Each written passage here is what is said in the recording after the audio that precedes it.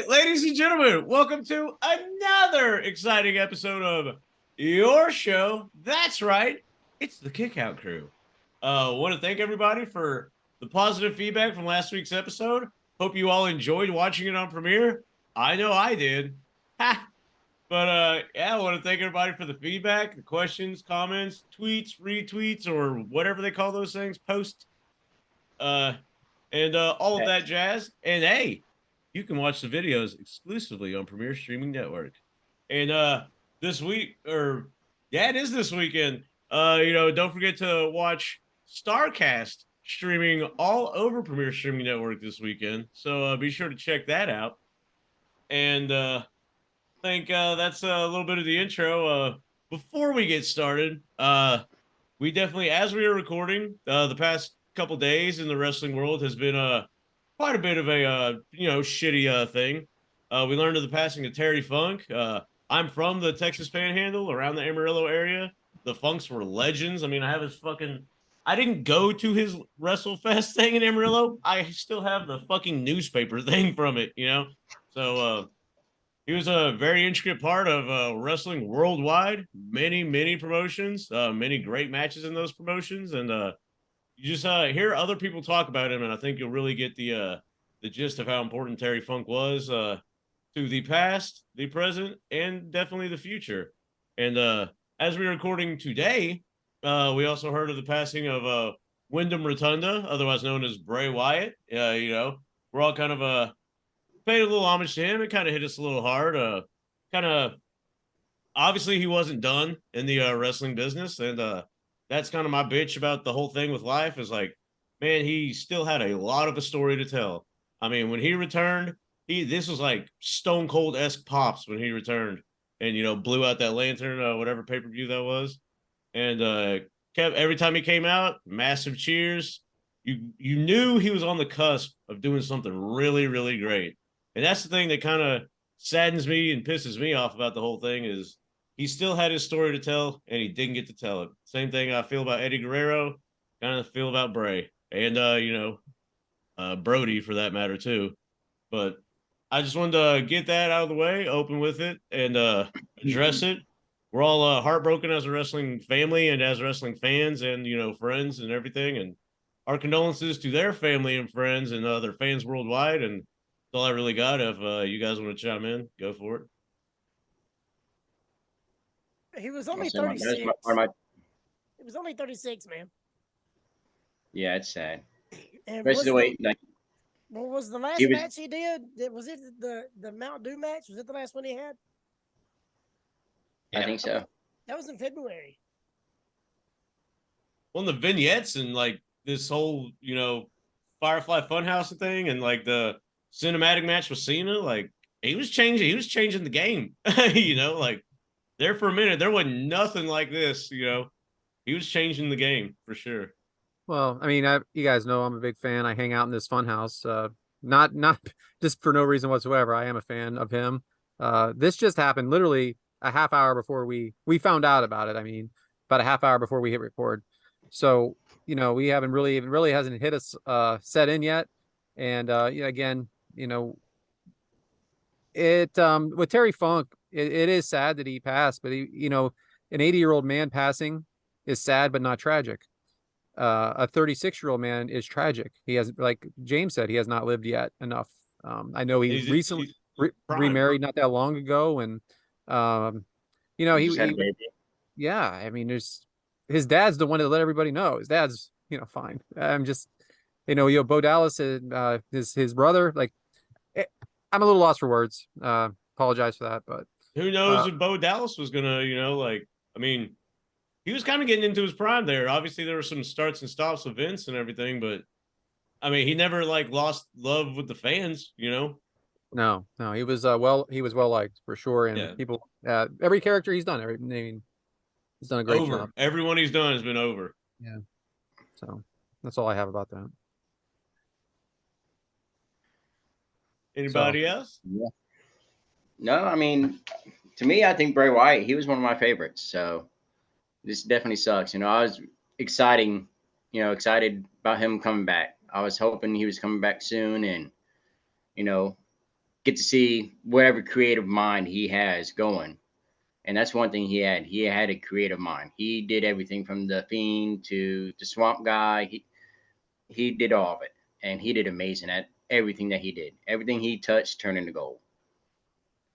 He went from Husky Harris to Bray Wyatt. Right, and he did it. Yeah, Not the Wyatt WWE. family. The Wyatt He family did was it. my favorite part of him. I love the Firefly Funhouse. I love that stuff. But the Wyatt family with him and everybody who come in and out of the Wyatt family was just my favorite iteration of him. Well, Agree. Devyn, before we introduce our guest, would you you have anything to say about Bray? It's just, yeah, everyone's kind of said it all already. Like, it's just really sad. He's definitely gone too soon. So as you can see, we have another head on the screen. We have our good friend Josh Fields here. Josh, a fellow top guy, great friend of the show, great friend of us, long time coming. Josh, introduce yourself. Hey, what's going on, everybody? I'm Josh Fields. I live in Burlington, Kentucky. Longtime wrestling fan and friends with all these chuckleheads. So yeah, I'm ready. I'm excited to be here, man. It's a terrible, terrible day and a pretty bad weekend for wrestling fans as far as losing people like Terry Funk, who you know mentored some of our favorites growing up, like Mick Foley and various guys like that had influence on guys that we watched growing up. And then Bray, man, Bray was to your all's points, super over every time he came out. Every time he'd come out, the lights are out, the cameras are flashing, everybody's waving their cell phones in the air. He was a rock star. He was an eccentric character. Everybody, really enjoyed everything he did, and it sucks, man. It seems like every 6-7 years, it seems we get one of these like way before their time passings that just kind of crushes everybody. But it just sounds like it was his turn. It seemed like he was battling some pretty serious stuff that he was getting ready to come back from. So, we're still waiting to hear what happened. It's awful. Agreed. Well, thank you, Josh. It's good to have you here. And let's kick it over to James, see what he has to say. All right. Well, I guess it's time to get this episode rolling because, like we say, we always pride ourselves in sit back, relax, and ease your life's troubles. So hey, what better way to do that than with your show? So I say, let's get to it, and let's smile and remember the good times for sure. That being said, it looks like Mike is starting off the episode today. So, Mike, what you got for us this week? That happened. Wait a minute. Well- Wait. Whoa. This is a monumental moment. We have a Mike topic before a Brad topic. I think we can end the episode now. After your topic, I think we can end the episode. There we go. Don't threaten me with a good time. So, I'm sorry, brother. Go ahead. it's been another week, But Josh, we see all the time about you going to movies and stuff like that. So apparently you're a big movie fan. Mm-hmm. So I did a little bit of research, and back in my fandom of wrestling was in 1998. So this week, back in 1998, I want to give you 5 movies that were the top 5, and I want you, have you seen them, and what do you think of them? Sure. Number 1, Blade. Number 2 was Save It Private Ryan. Number 3, There's Something About Mary. Imagine that. That's how. Number 4 was How Stella Got Her Groove Back. And then number 5, Snake Eyes. So with you being the movie critic you are, what do you think about those ones? Man, it was a pretty good year for movies. I mean, I could start with There's Something About Mary. I mean, good Lord, that movie's still funny, Dude, hair for gel. various Love it. Every time it comes on, I watch it. Yeah, it's hilarious. That's one of my favorite Ben Stiller movies for sure. Blade's an absolute classic. All 3 of them. I enjoyed all 3 of those movies that they made. I know Triple H, tying it back to wrestling, was in one of them. But the original Blade, badass movie. You know, a vampire that can actually walk in the daylight and wants to kill other vampires. What's there not to love? You know. Daywalker. Exactly. Saving Private Ryan, great movie as well. Tom Hanks, I believe it won an Oscar, if I'm not mistaken. If it didn't, it definitely should have. But great war movie. How Stella Got a Groove Back. I have seen that one as well. That's a pretty damn good one too.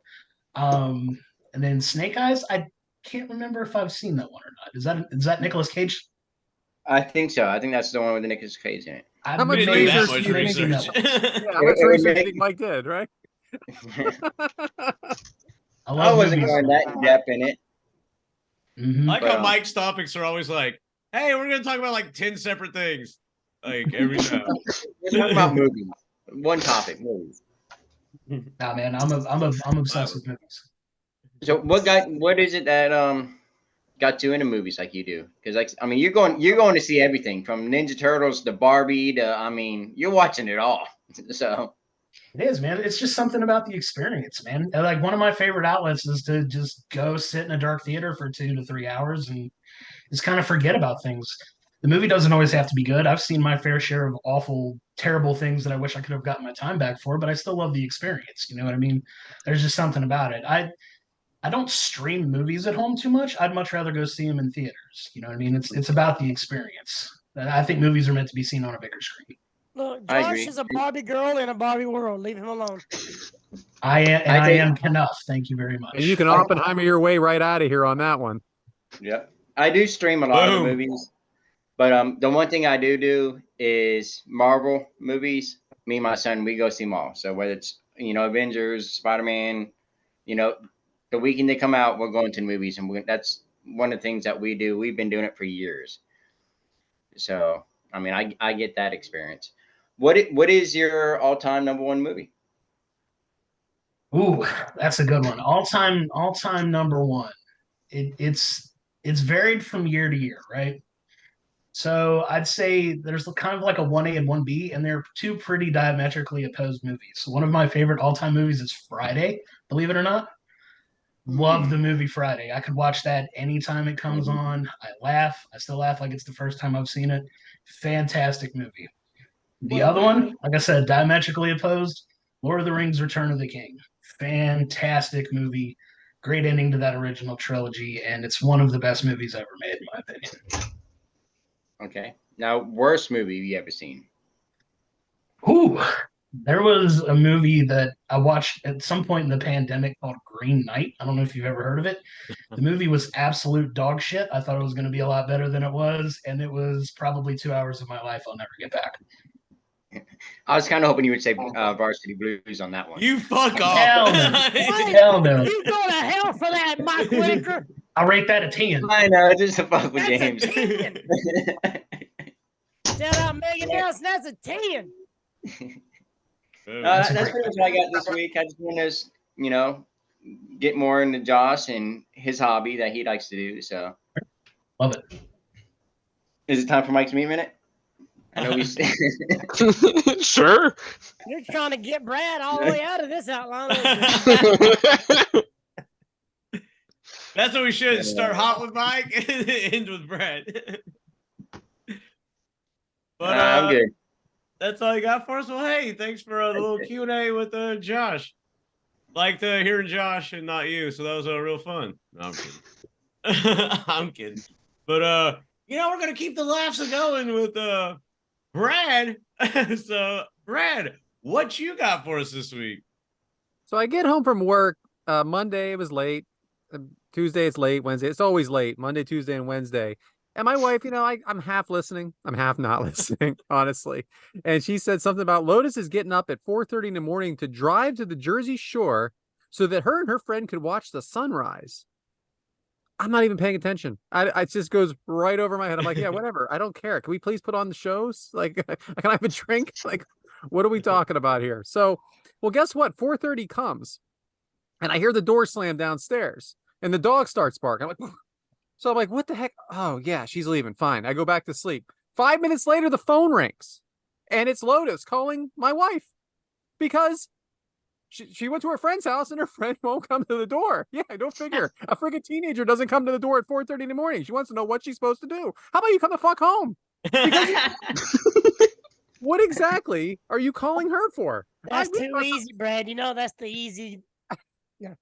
What exactly is my wife going to do from the bed to handle this situation at 4:30 in the morning? She ain't calling her parents. She ain't going knocking on the door. Handle it. So now I'm up.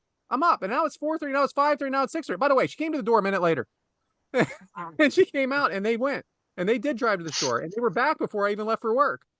But the point is this: is that if you're gonna take it upon yourself to leave at 4:30 in the morning, you leave me the hell out of it. And I do not want to get up at 4:30 in the morning. And then I was up and I'm at 7. And I'm like, I take my wife aside. I'm like, that wasn't cool. She needs to handle her own stuff. And she's like, oh, it's fine. I'm like, it isn't fine. It isn't fine at all. I'm on no sleep because she wanted to go see the sunrise, which some reason became my problem. Anyway, she's a good kid. You know that. We all know that. Lotus is a good kid, but my goodness, 4:30 in the morning to go see the sunrise and you're back before 7:30? Oh, the hell with that. You got plans that early, you spend the night with each other and you get up together and you go together. That's what I was thinking. No, go the night before and get a hotel room. I appreciate the ambition. But yeah, again, the phone call, the waking me up, the dog barking, no good. 4:30 is just a little too early for me. All right, second thing is I was at the gym. You guys know I go. And I go at off times, like 10, 11 o'clock. There it is. 10, 11 o'clock in the morning, right? So during 10 o'clock, 11 o'clock in the morning, that is a slow time during the week at the gym because a lot of people have already gone or people are not home from work yet. So there's only like 15, 20 people there tops. You have pretty much your run of the place. New people there. I see him as like 10 years older than me or so, husband and wife. He was kind of helping her out. I respected that. But every time, like I kind of jumped around between a couple things and you knew I was jumping around between a couple things and he knew that, but he would always jump on something like right after I was on it and I wasn't quite done yet. And then it was the same thing in another one. And I'm like, I'm letting it go. He's new here. I'm not here to be a jerk. I can go do something else. But the thing is, every time he was done, he would clean it. Now, I wasn't cleaning it when I was done because I really wasn't done. I was supposed to go back for a second, third set. So I'm getting ready to leave and he looks at me and I'm telling you, like, there's a lot of people that can pick on me at the gym. This wasn't one of them. All right. And he says to me, he looks at me, he goes, you go ahead and you keep using it. I'll keep fucking cleaning it. I'm like, I'll tell you what, bud. I go, you're here with your wife. I respect that, but do me a favor. Make sure I'm done with it first. And then I would clean it. Stuff like this eats away at me. And you guys know this from past experience with the gas station situations. When someone is so out of line and gets in your face about something that you didn't do anything wrong. Asshole. I hope it was a temporary pass. That's all I got to say. I hope he was there, checked it out, saw that I was an asshole, and that's it. You're out. That's what I'm hoping. So he cleaned it after he got done using it, right? Yes. So he didn't clean it after you were using it, and then he started using it. I'm not sure I'm not sure. But the thing is, I wasn't done. And I'm not like this guy that just plants his ass down there and waits for 20 minutes. I'm moving around. I need to get out of there. I need to get to work. I got things to do. Anyway, it's just, I hate assholes. I hate it. How far did you walk away from the machine before he would? All right, so literally they're next to each other. One's here, and one was back here. Like I'm telling you, I'm like, you could use a meter, a stick, like a yardstick, and you could hit each other with it. It just was really that close. I bet he went to his friends and was like, "This fucking asshole used some shit, didn't clean a damn one." Yeah. He's on his podcast right now. This motherfucker. This bald asshole was just walking around using everything. There it is. Always a bald asshole. Leaving his bald sweat all over the place. Finally, I wanted to just mention WrestleMania one last time. So 25 years ago, WrestleMania was in Philadelphia, 1999, which was one of the greatest times in wrestling, right? The Attitude Era. We talk about it. Rock and Austin fought in the main event. Okay.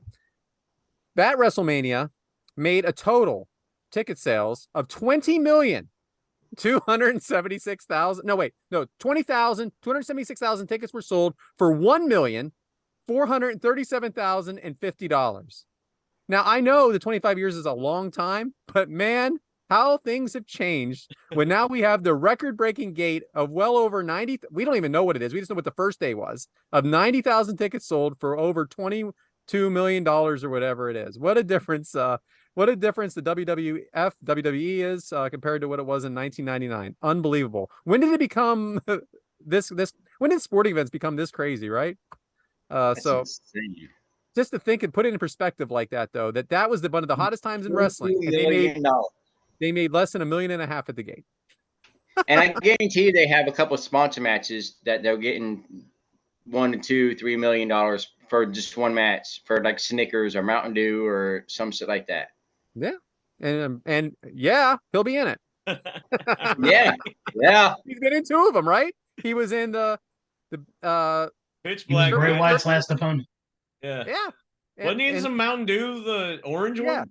that's the one. Yeah, right? It was No, my pitch Pitch black match Black. with Bray Wyatt. Yeah, but wasn't he in another sponsored match or some crazy shit?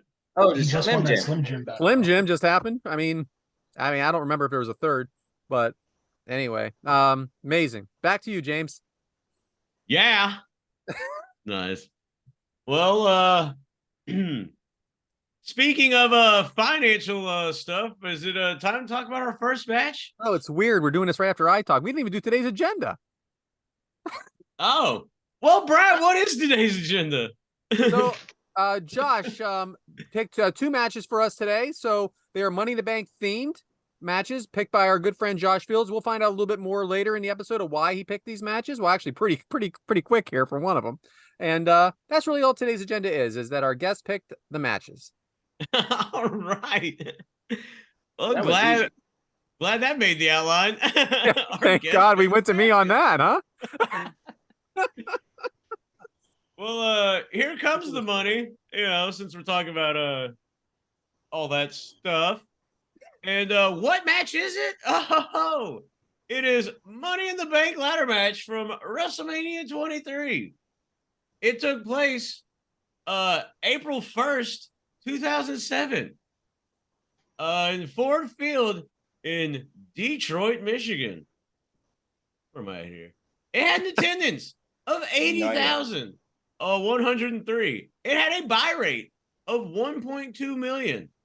A match length of 19 minutes and 10 seconds, which has to be after an hour of introductions. And Meltzer gave this one 4.25 stars. But hey, Josh, why this match? There it is. So I picked this match. This was the first WrestleMania I ever got to go see in person. So this was at Ford Field in Detroit. Took my little brother, drove about 4.5 hours up the road from our home in Kentucky to Detroit to see it. It was awesome. Show was great. Atmosphere was great. It's got in my opinion, one of the most underrated WrestleMania main events ever. If you go back and watch John Cena and Shawn Michaels, damn good match. But this Money in the Bank match was awesome. It had a couple pretty epic moments during the match. It's absolutely star-studded when you consider who's in it, and it's the opening match at the first WrestleMania I went to. That's why I chose it. Like it. I like it too. Yeah. All right, so I got a forgot. question real quick. Oh, for good. Josh. Thank God, because I forgot I was up. Well, you said it was the opening match. Was there any like pre-show matches? So yeah, there was a lumberjack match in the pre-show, and it was actually Ric Flair and Carlito versus I want to say Shane Helms and Chavo Guerrero. I think Ric that Flair was has done the it all. He's done it all. Pre-match, whatever. yeah. It's like Ric Flair on the pre-show. What the hell was going on? It was an okay match. It was pretty short. It was only like 5 or 6 minutes, but still pretty cool to see Ric Flair in a pre-show WrestleMania match of all spots. But pretty neat. So, Josh, I'm going to come right back to you. So, Money in the Bank, do you think it should be now? It's its own pay-per-view, of course. It stemmed from WrestleMania, but do you think it should be? It is now a top 4 pay-per-view. I think you can make the argument. I mean, it's a pretty significant, it's a pretty significant thing now. Like, I think this was the 3rd Money in the Bank ladder match that they ever put on. Was it this WrestleMania? It's gotten popular enough that it's warranted its own pay-per-view, and it's like I said, it's got high enough stakes now that it kind of warrants its own event. And I'd argue it's got more to do with it now than Survivor Series does. I'd make an argument that it's creeping up on it as one of the big 4 now. They treat it like a big deal. It's without question bigger than Survivor Series to me. Bingo. Don't you think? I mean, do you care about Survivor Series? Not in a while. Like this? No. In the I past two think- Money in the Bank pay-per-views have had Roman and was that Roman and someone, and then Cena came back at the end of that pay-per-view, right? Yeah, that was in Mhm. it was out of the country. It was And then this one was what, the Bloodline Civil War? Wasn't this the Yeah. Yeah. sign me up? I mean, it's one of those high stake reviews, not just a throwaway one. So James, I'm going to talk about why a little later, but I want to ask you now, who are the announcers? Golly, I did not realize I was going to be in for this doozy when this match was fixed.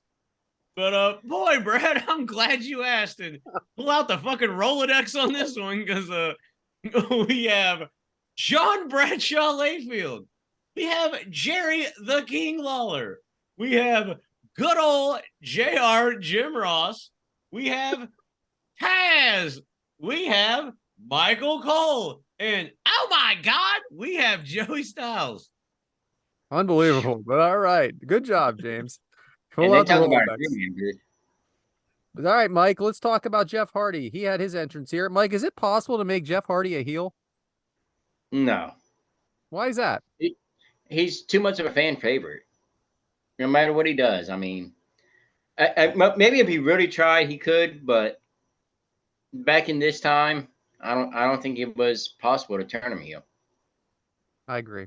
King Booker entrance with Charmel. Devin, how did you like his tights? You always ask me these tights questions or something. I'm not sure what his tights were today, to be honest. But I've always loved the King Booker presentation. Fit Finley entrance, Adam. Would you have thought he'd be such a big part of the women's division today? Yeah, he's not the guy I would pick to be behind the whole women's evolution, the women's division. But if you stop and think about it, I mean, who else could be better? Because, I mean, look at everything they've done. Who else could have done a better job than Fit Finley? It's just a great where people find talents they didn't know that they were going to have, right? And he's doing amazing at it. Like, look at the women's division now. Yeah, That's what I'm saying. You know, I mean, that he's after taken you see over. what he's done, who else could have done something better? they all look up to him for sure. So then we have CM Punk, great. Mr. Kennedy entrant. No, I'm kidding. CM Punk entrance, young CM Punk for sure. Mr. Kennedy entrance. Josh, we have talked very little about him on this show. What's your feelings about Mr. Kennedy? He's he's his own worst enemy in the business, from what everybody says. Like, the guy looked like he was getting shot to the moon, and if you know about the history of this event, you know who wins it. Spoiler alert! But he apparently he pissed off the wrong two top guys in the company and kind of found his way out of the business. Pretty shortly after that, he had a little bit of a run in Impact, but man, he was, for a minute, he was hot in the company, man. That microphone coming down, introducing himself like a boxing announcer, and he was really good. And it's just a shame he's another one of those what if guys.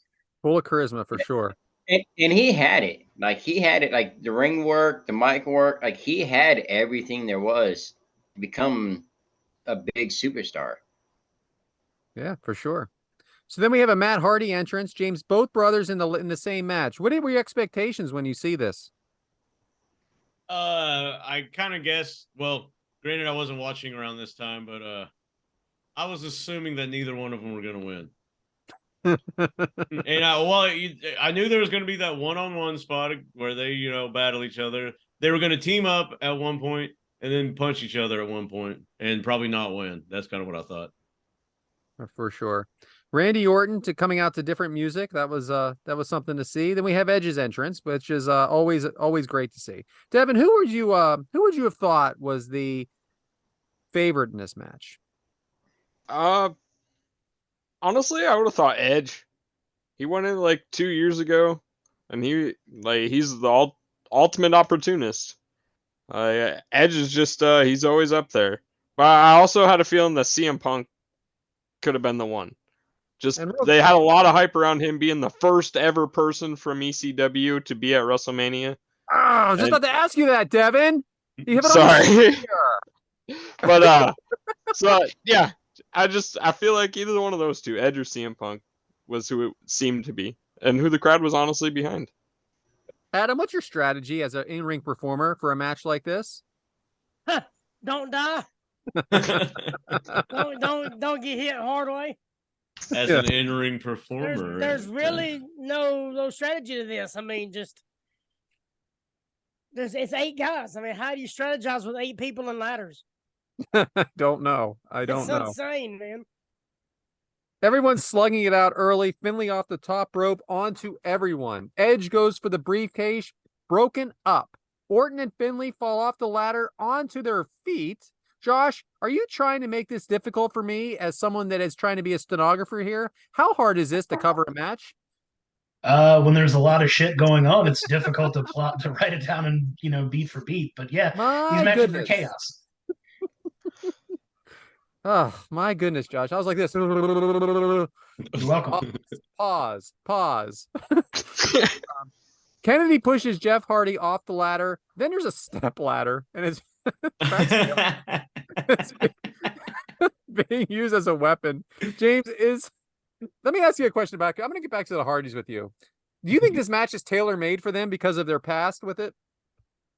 Well, them and also Edge, because they made sure to put over. He is undefeated at TLC matches at WrestleMania. He's undefeated in ladder matches or something like that. Like, they made sure to hammer that home on commentary.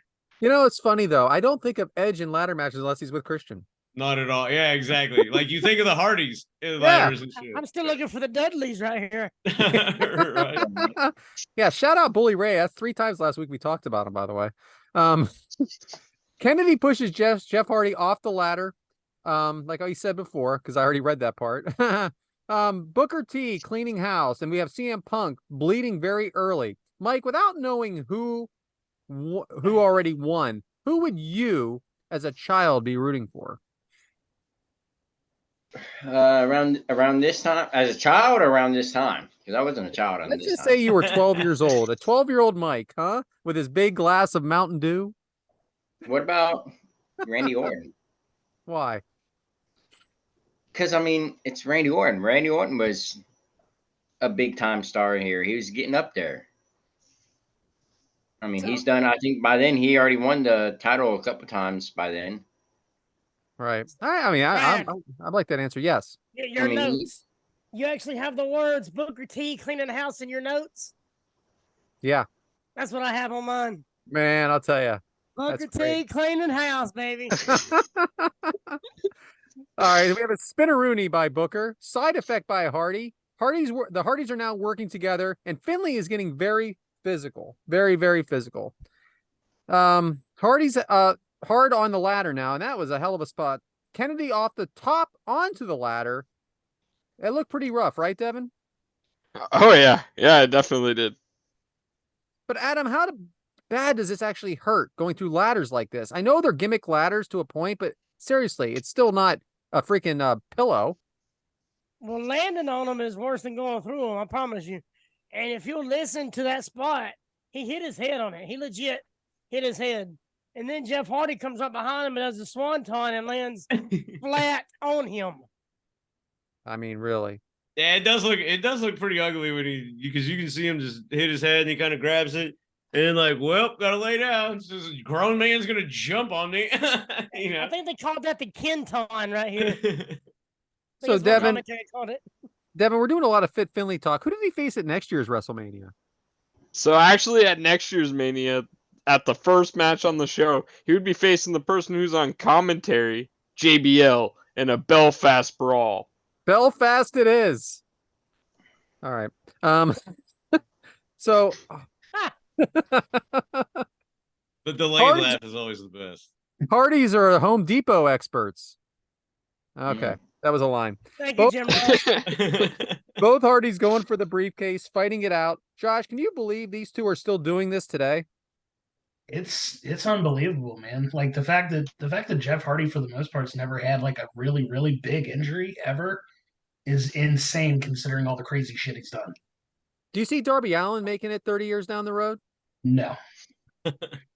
I just wonder, because it's kind of the same idea, isn't it? It kind of is, but he's also like 5-6 inches shorter and a lot smaller. But how many times have we seen Darby go down and look hurt, and then he just gets up and does it all over again? he's very good at going limp when he goes and falls. So maybe that cushions it. I don't know. James, so we touched on this earlier, but you're the announcer guy, so I'm going to ask you, how did you like having all these announcers at once? And second, what do you think JR thought of it? I was just about to mention, I think on one of the next Zooms that JR is on, I'm going to be like, hey, you complain about 3-man booth. Well, what about the 6-man booth? I kind of think it had to be a little tricky not to step on each other like all the time. Amazing. Because look at us stepping on each other here. I just can't imagine, right? Oh yeah. And this was during the brand split, right? So they had Raw. I would hope so. Yeah, and ECW. Yeah. And ECW. Three shows. So, I mean, you had them all. So you had all the teams' commentary on this match. I thought they did amazing. I really did. I thought they did amazing. Like they must have had spots. Oh yeah. You talk now. There's no other way, right? Yeah. Okay. Well, I wonder if JR was the one we're in our 6-man, pointing at everybody like you, because he kind of coaches that type of stuff. Right. All right. So, Mike, what's your favorite cash in of all time? My favorite cash in. Baron Corbin. Seth Rollins. Austin Theory. No, I think Seth Rollins. Yeah. He did it at WrestleMania. And that night, I mean, that was the same night all 3 Shield members were world title. Like they held the world title the same night. Because was that not the one? That is No, I not don't that think pay per view. Roman was not champion. Wasn't there not one where Roman, like Dean had it, Roman won, and Seth cashed in and got it? It was actually a Money in the Bank pay-per-view that you're talking about. Yeah, the event was it Seth actually versus happened, Roman, yeah. and Dean won the Money in the Bank. Right, and then he cashed in, and then like he won at that. Yeah, so that was Dean cashing in. Yeah, the one Seth cashed in was after he ate the Right. best RKO of all time.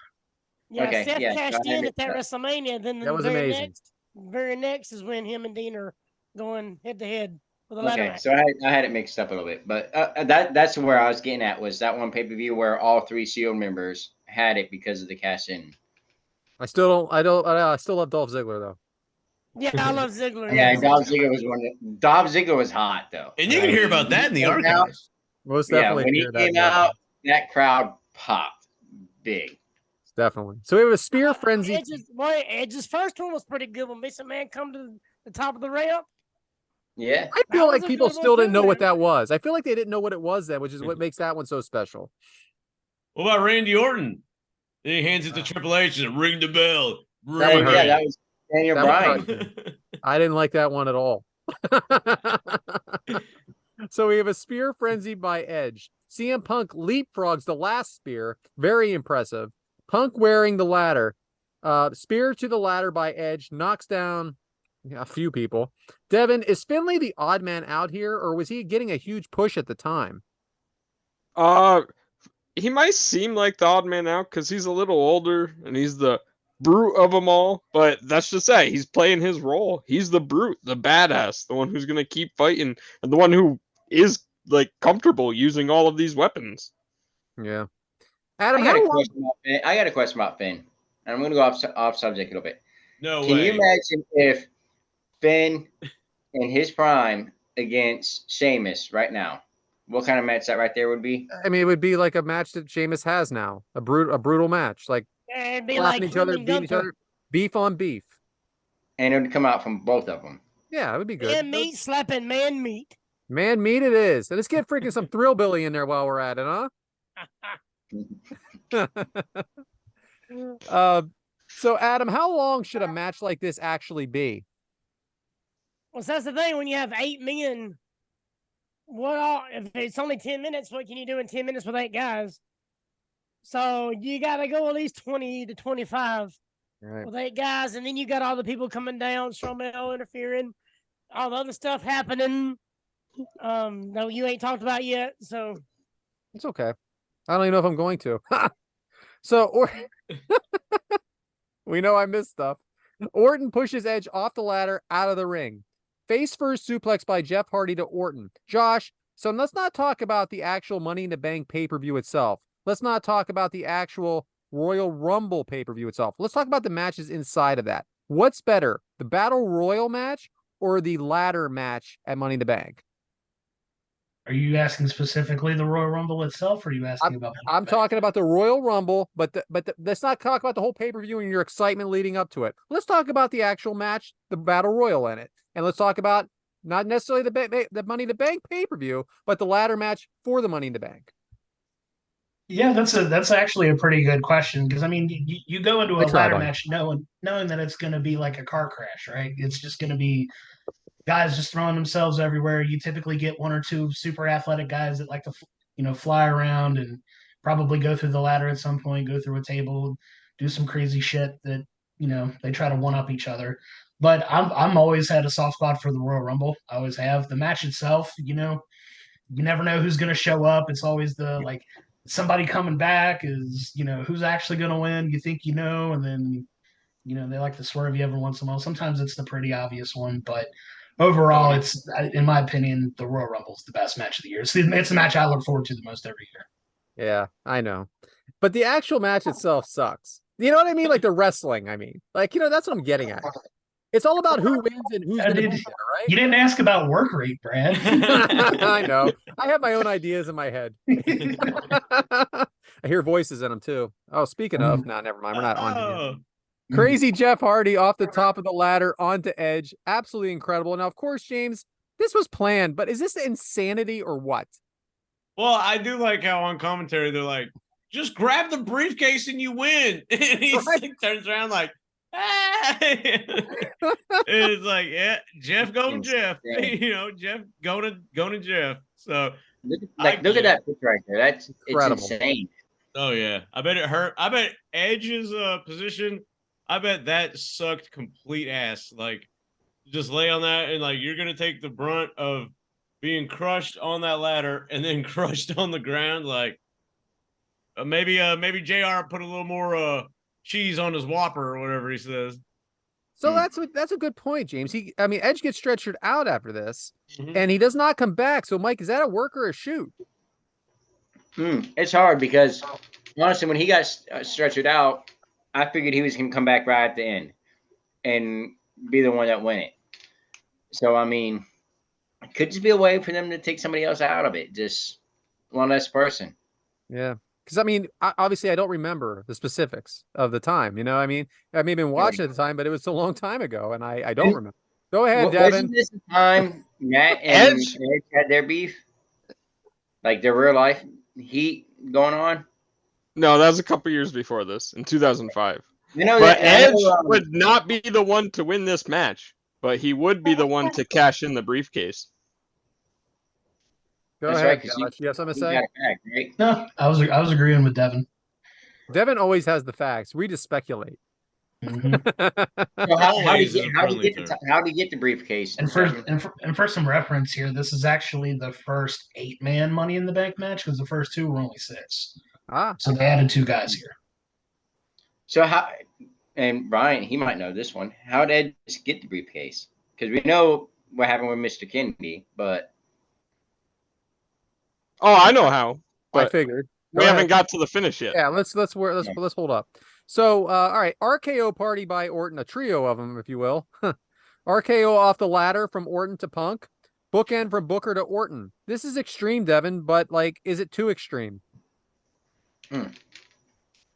It's not like, extreme like ECW or anything, but it's extreme for the WWE. That's pretty sick.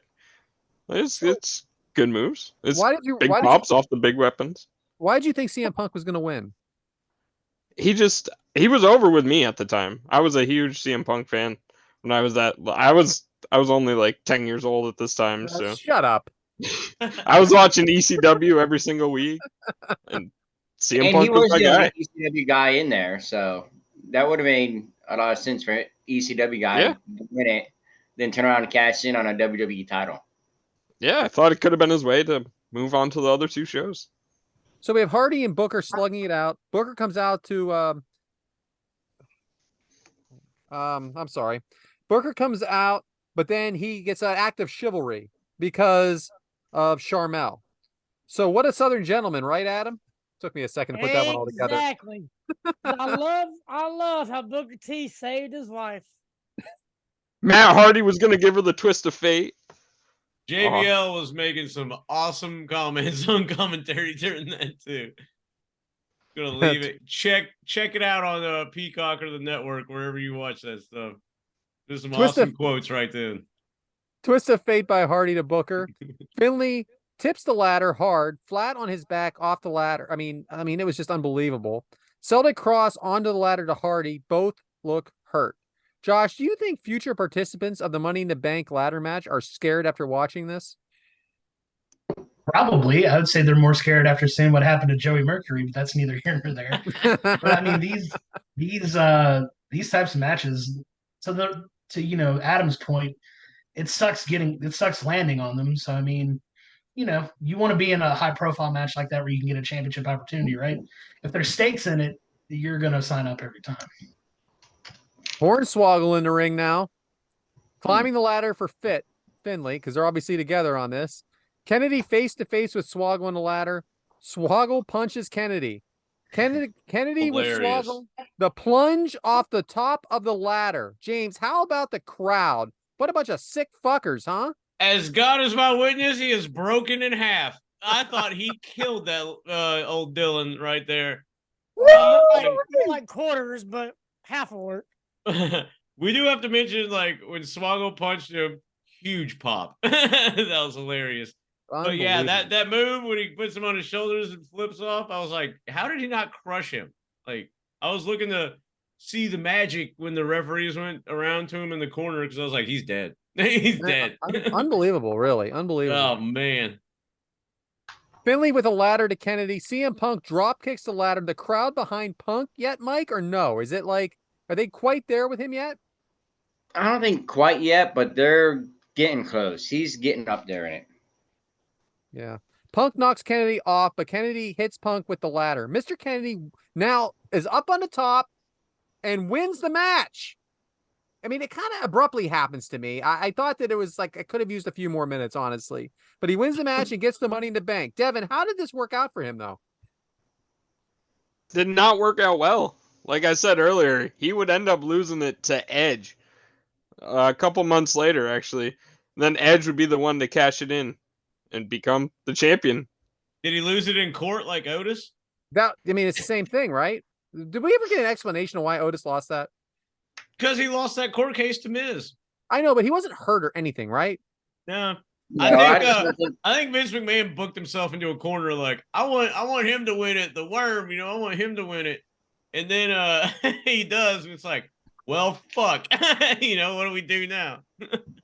So, Ref Adam, we have Jimmy Corderas was the referee in this match. What do you think he thinks of all this? What the fuck, pal? I mean, he's a purist like you, shit. Right? Yeah.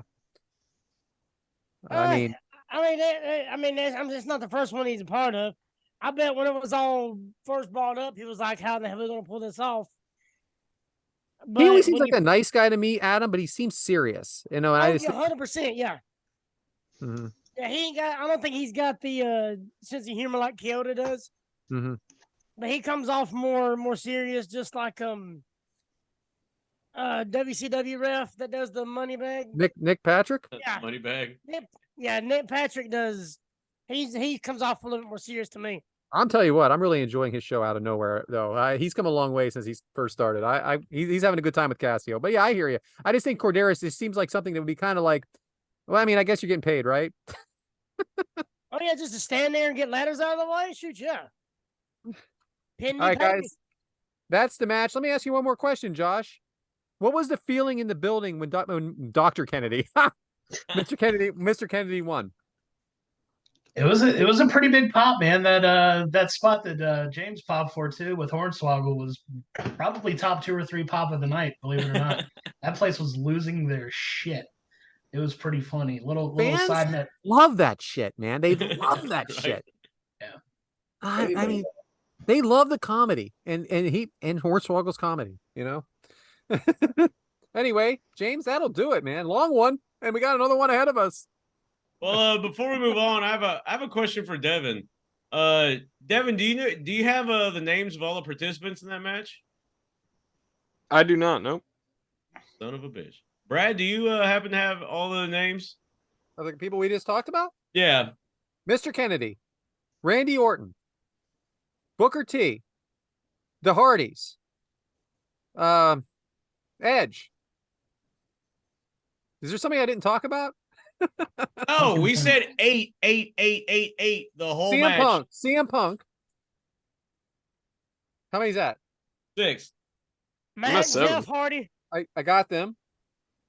Finley. Finley. Finley. That is 8.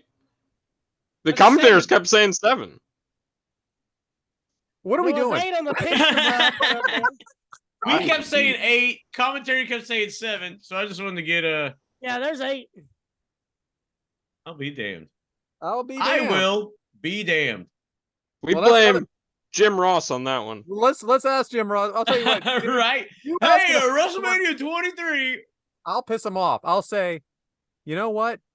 You know you screwed up, Mr. Ross, right? There was only 7. Yeah. Or there was It- 8. It was because Edge was taken out. That's why there was 7.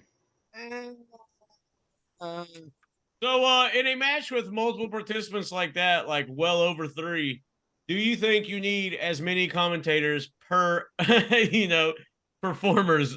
Pretty much. You had one per person. Have they done that since? I've never seen them do that since. Was that experimental?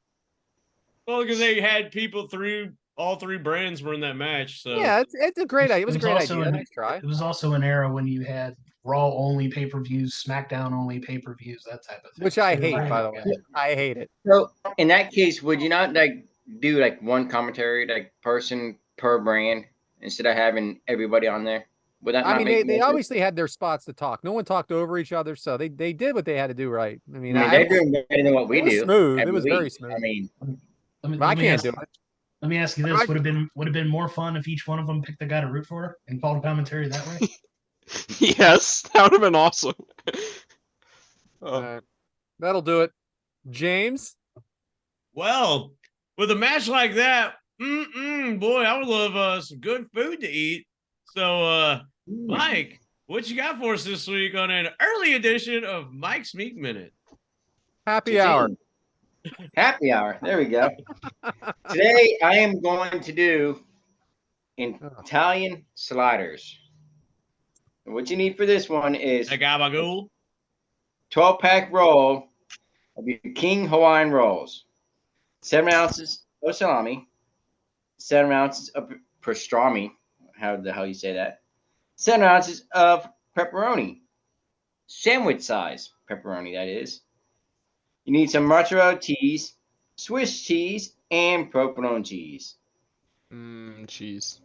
You need a half a cup of sliced pepperoni peppers, half a cup or quarter cup of melted butter, 1 teaspoon of Italian seasoning, and 1 cup of marinara sauce for dipping. Or you can use more if you'd like the extra dip.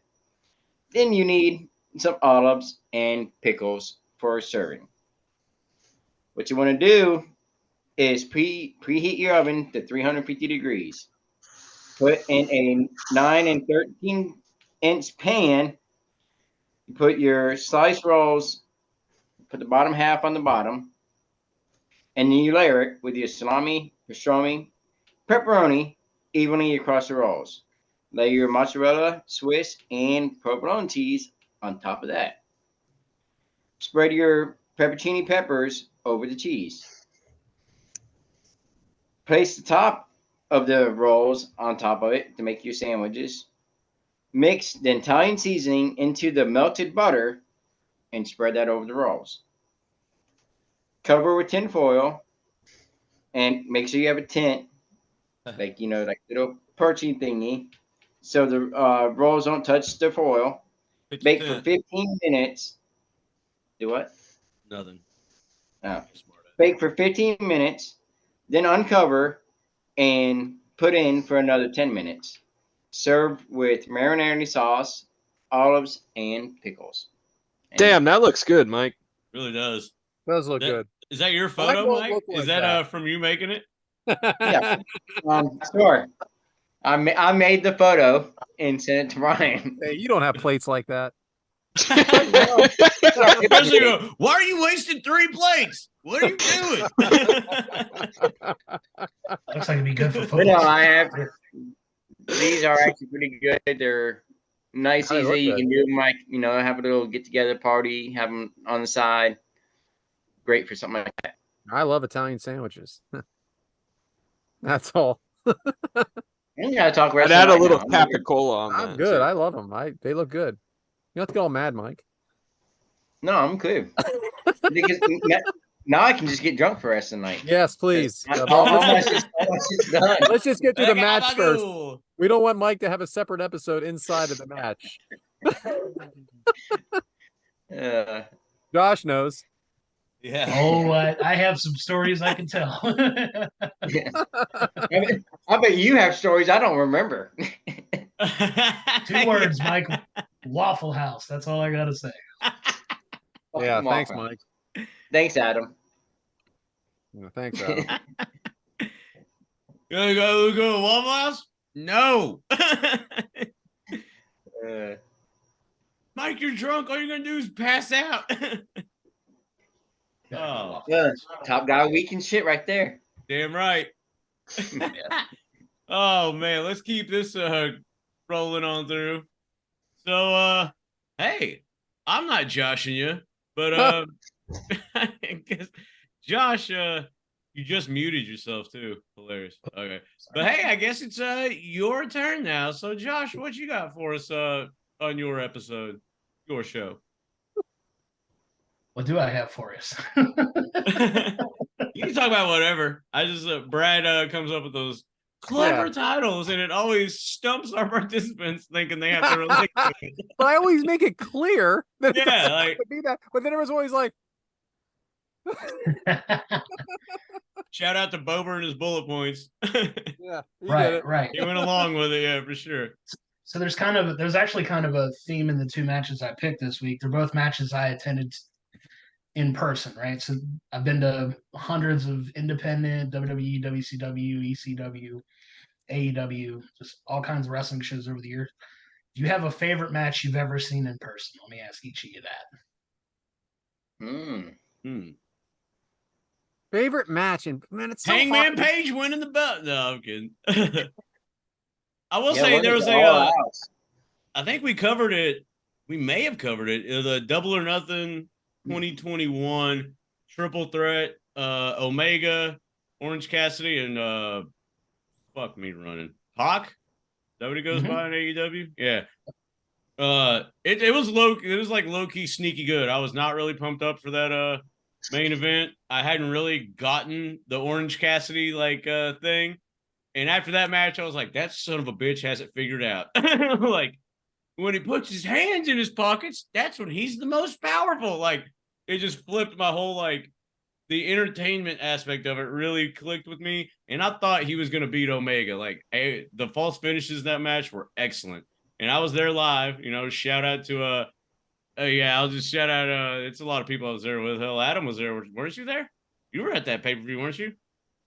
Which Double one or was it? Nothing. Double or Nothing 2021. Jacksonville. Yeah. Hell yeah. It was the first one where they had a That's the full first one capacity Travis at was gonna Daly's come place, back. and Hangman opened it. Yeah, I was there. That's when JD was grabbing on me. Shout out.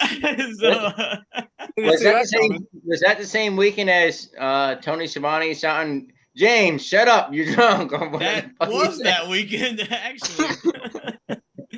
James, sit down and shut up. And then a crowd of people just turn and look at me, and I'm like, with double fist and beers, like, hey. Oh, what a life. Yeah, That match was sneaky good. The false finishes were awesome. And because I wasn't pumped up going into that match, and I was like, holy fuck, that was amazing. So that'll be it's one of my sneaky, it blew me away.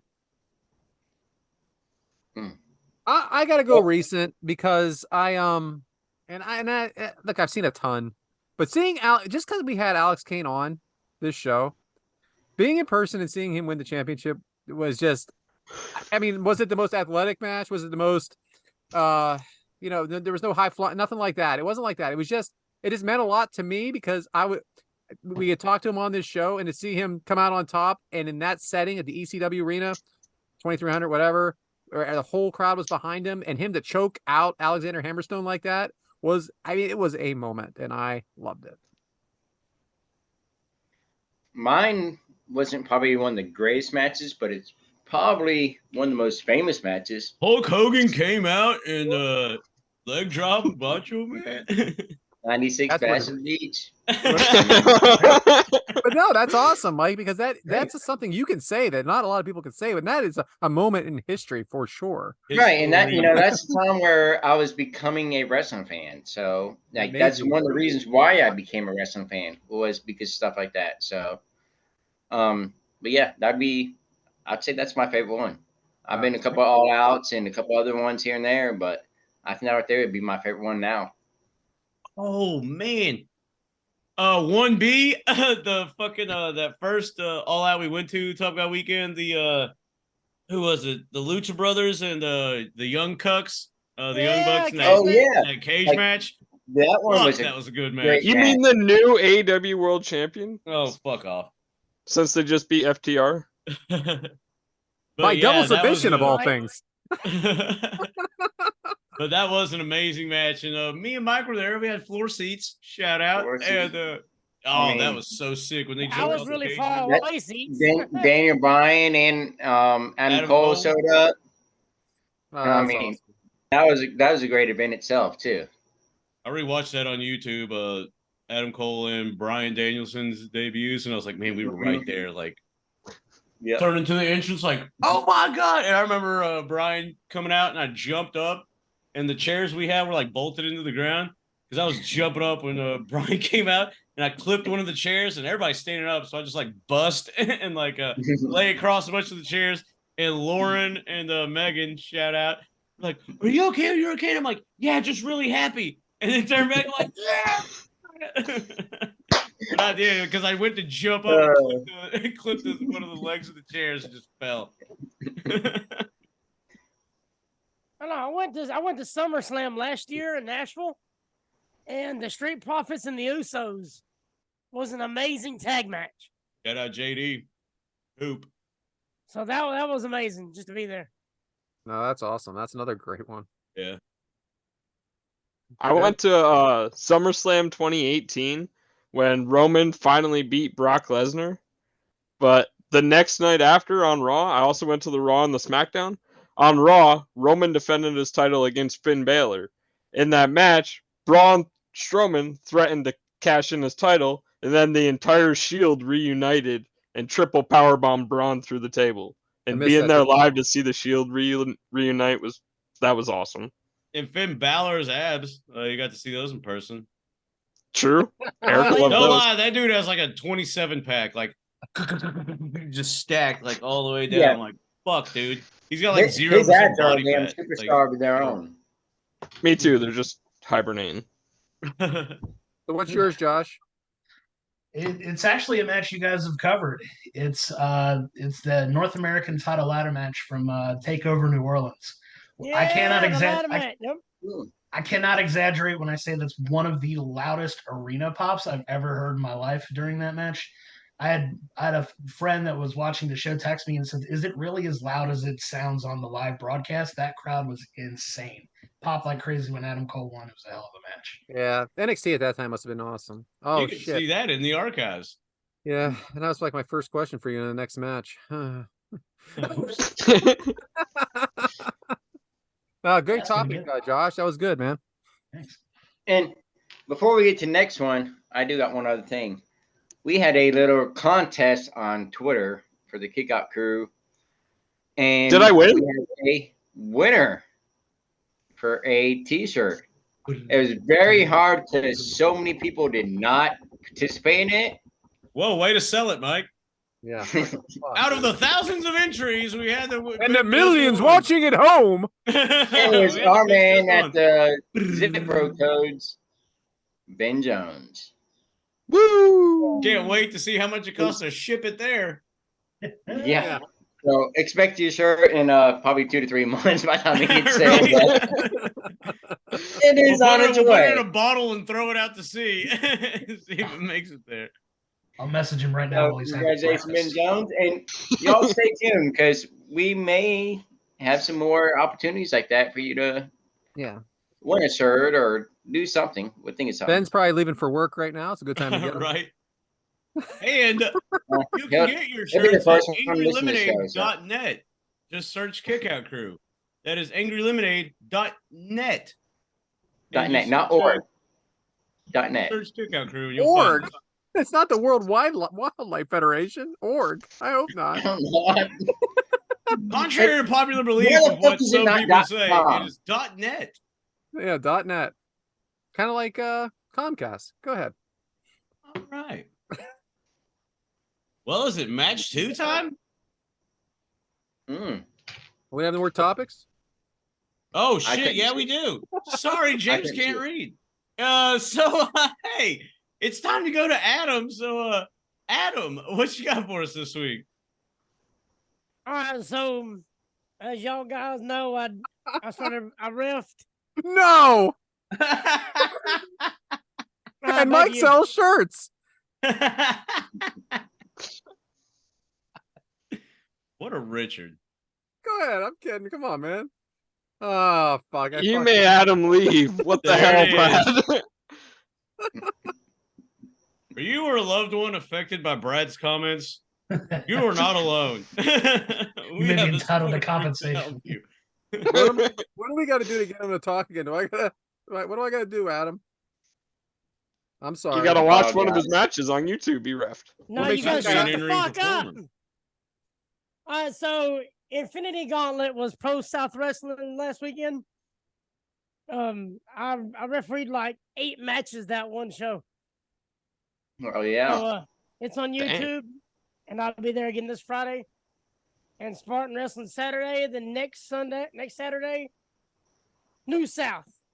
And hopefully Mike will see me there. Oh. Breaking news.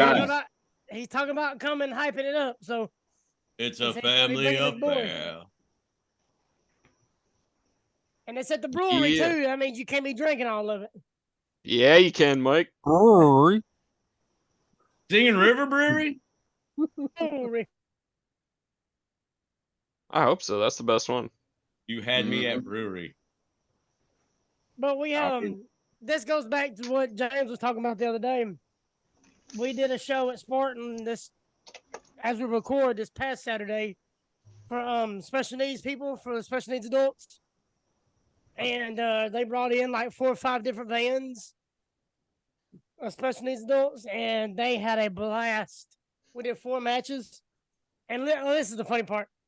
You know, Spartan Wrestling is a part of a hotel, not a hotel, across the street from a hotel, at a mall in the old movie theater.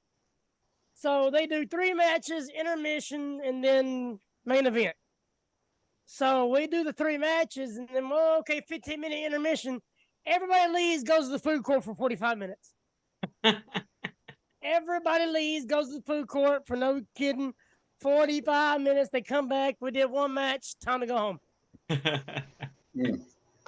that 15-minute intermission turned into 45. 15-minute intermission, no kidding. Every person in that place left and went to the food court. We were just literally back there talking to each other, waiting for people to come back into the audience because we couldn't do nothing because they were all gone. Literally, every person in the audience was gone to the food court. It was so great. Well, what would you have done if they never came back? Oh, it would have been following me because it was like 10 in the morning when we did it. So I'd been fine either way. Because I had them 8 matches Friday night, then 3 or 4 more Saturday morning. I came home and crashed that evening. So I'd been fine. But like I said, Pro South Wrestling Infinity Gauntlet. It's on Pro South's YouTube page. It's episode 644. I didn't realize there was that many. I got some catching up to do. Yeah. Like I said, we got another one as we record, it'll be this Friday. So when this drops, it'll be 6 days ago. Episode 645, you'll see me on there as well. So yeah. I've got 25 matches in already. Jesus. A good number. Have you had more reffing matches than you had wrestling matches yet? It's getting close. That's a good question, Devin. I like that. I thought it would be nowhere near it though. That's Well, see, it depends how many good matches you talk no, about. no. Yeah, total. Actual matches, whenever I was still training, I don't count a lot of them. But right before we started recording, I sent y'all the picture. Cabana Man got in touch with a guy in a town about an hour away. Well, me and him did a match. And Was it Slim and them? no, it was Slim and them? he was on there. The real Slim Shady. The real Slim, yeah. Stand up. Slim and him. But this guy comes in and just destroys me and him. I have these red pants on. I completely Nice. forgot I even wore. Do you still have the pants? No, God, no. I don't even remember wearing them. I was gonna say, that has to be a next Destroys me knockout again, weekend thing. But it was a surprise. He surprised me with it, and it was a good thing because I needed something good after all this negative going on here lately. So, as far as wrestling goes, Right. so it was cool for him just to pop that on me. Oh, and two, he's doing his rehab, doing so much good, so much better. He's doing real good, doing so much better. He'll be in the ring soon. I'm not going to divulge when, but he'll be in the ring pretty soon. So Can't wait for him to take off the boot and put back on the flip flop. boot's already off. Flip flop time. Yeah.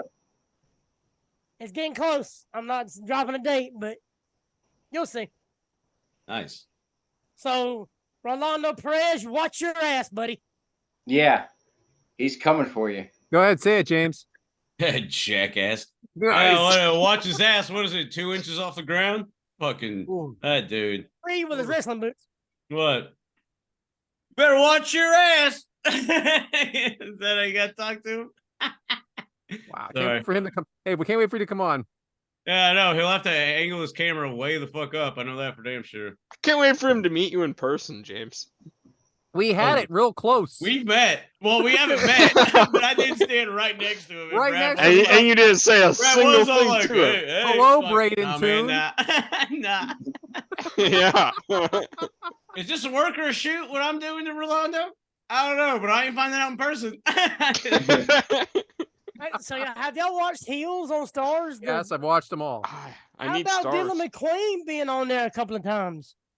One of my friends who's not a wrestling fan has told me, hey, you watch that show Heels? It's fucking awesome. I'm like, you watch it? He's like, yeah, dude, it's awesome. Dylan's on the first episode of season 2. He's the blonde with the pink and grayish. Standing Damn. behind the main All right. I character. didn't realize it was him. I saw Braden Toon on there. Shout out. Kick Out see Crew Dylan- alumnus.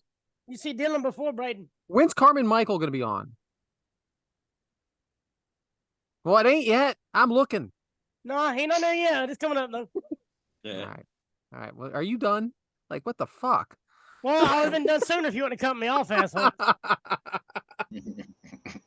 Hey, that's a really cool wrestling show that you guys put on, though. Like, that's for a great cause, and like, that's great. Yeah, I mean, because it was all voluntary. You know, it was guys coming in on a Saturday morning. There was this, and I've met a lot of good guys so far, and having a good time, man. I've enjoyed it. That's great. I can't wait to read the description of this episode for another statement of Adam's refereeing journey. I can't wait to. It's gonna be fun.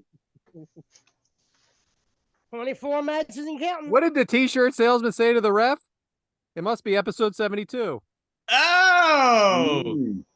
I do like I didn't know where that, I was going. I didn't know where I was going with it.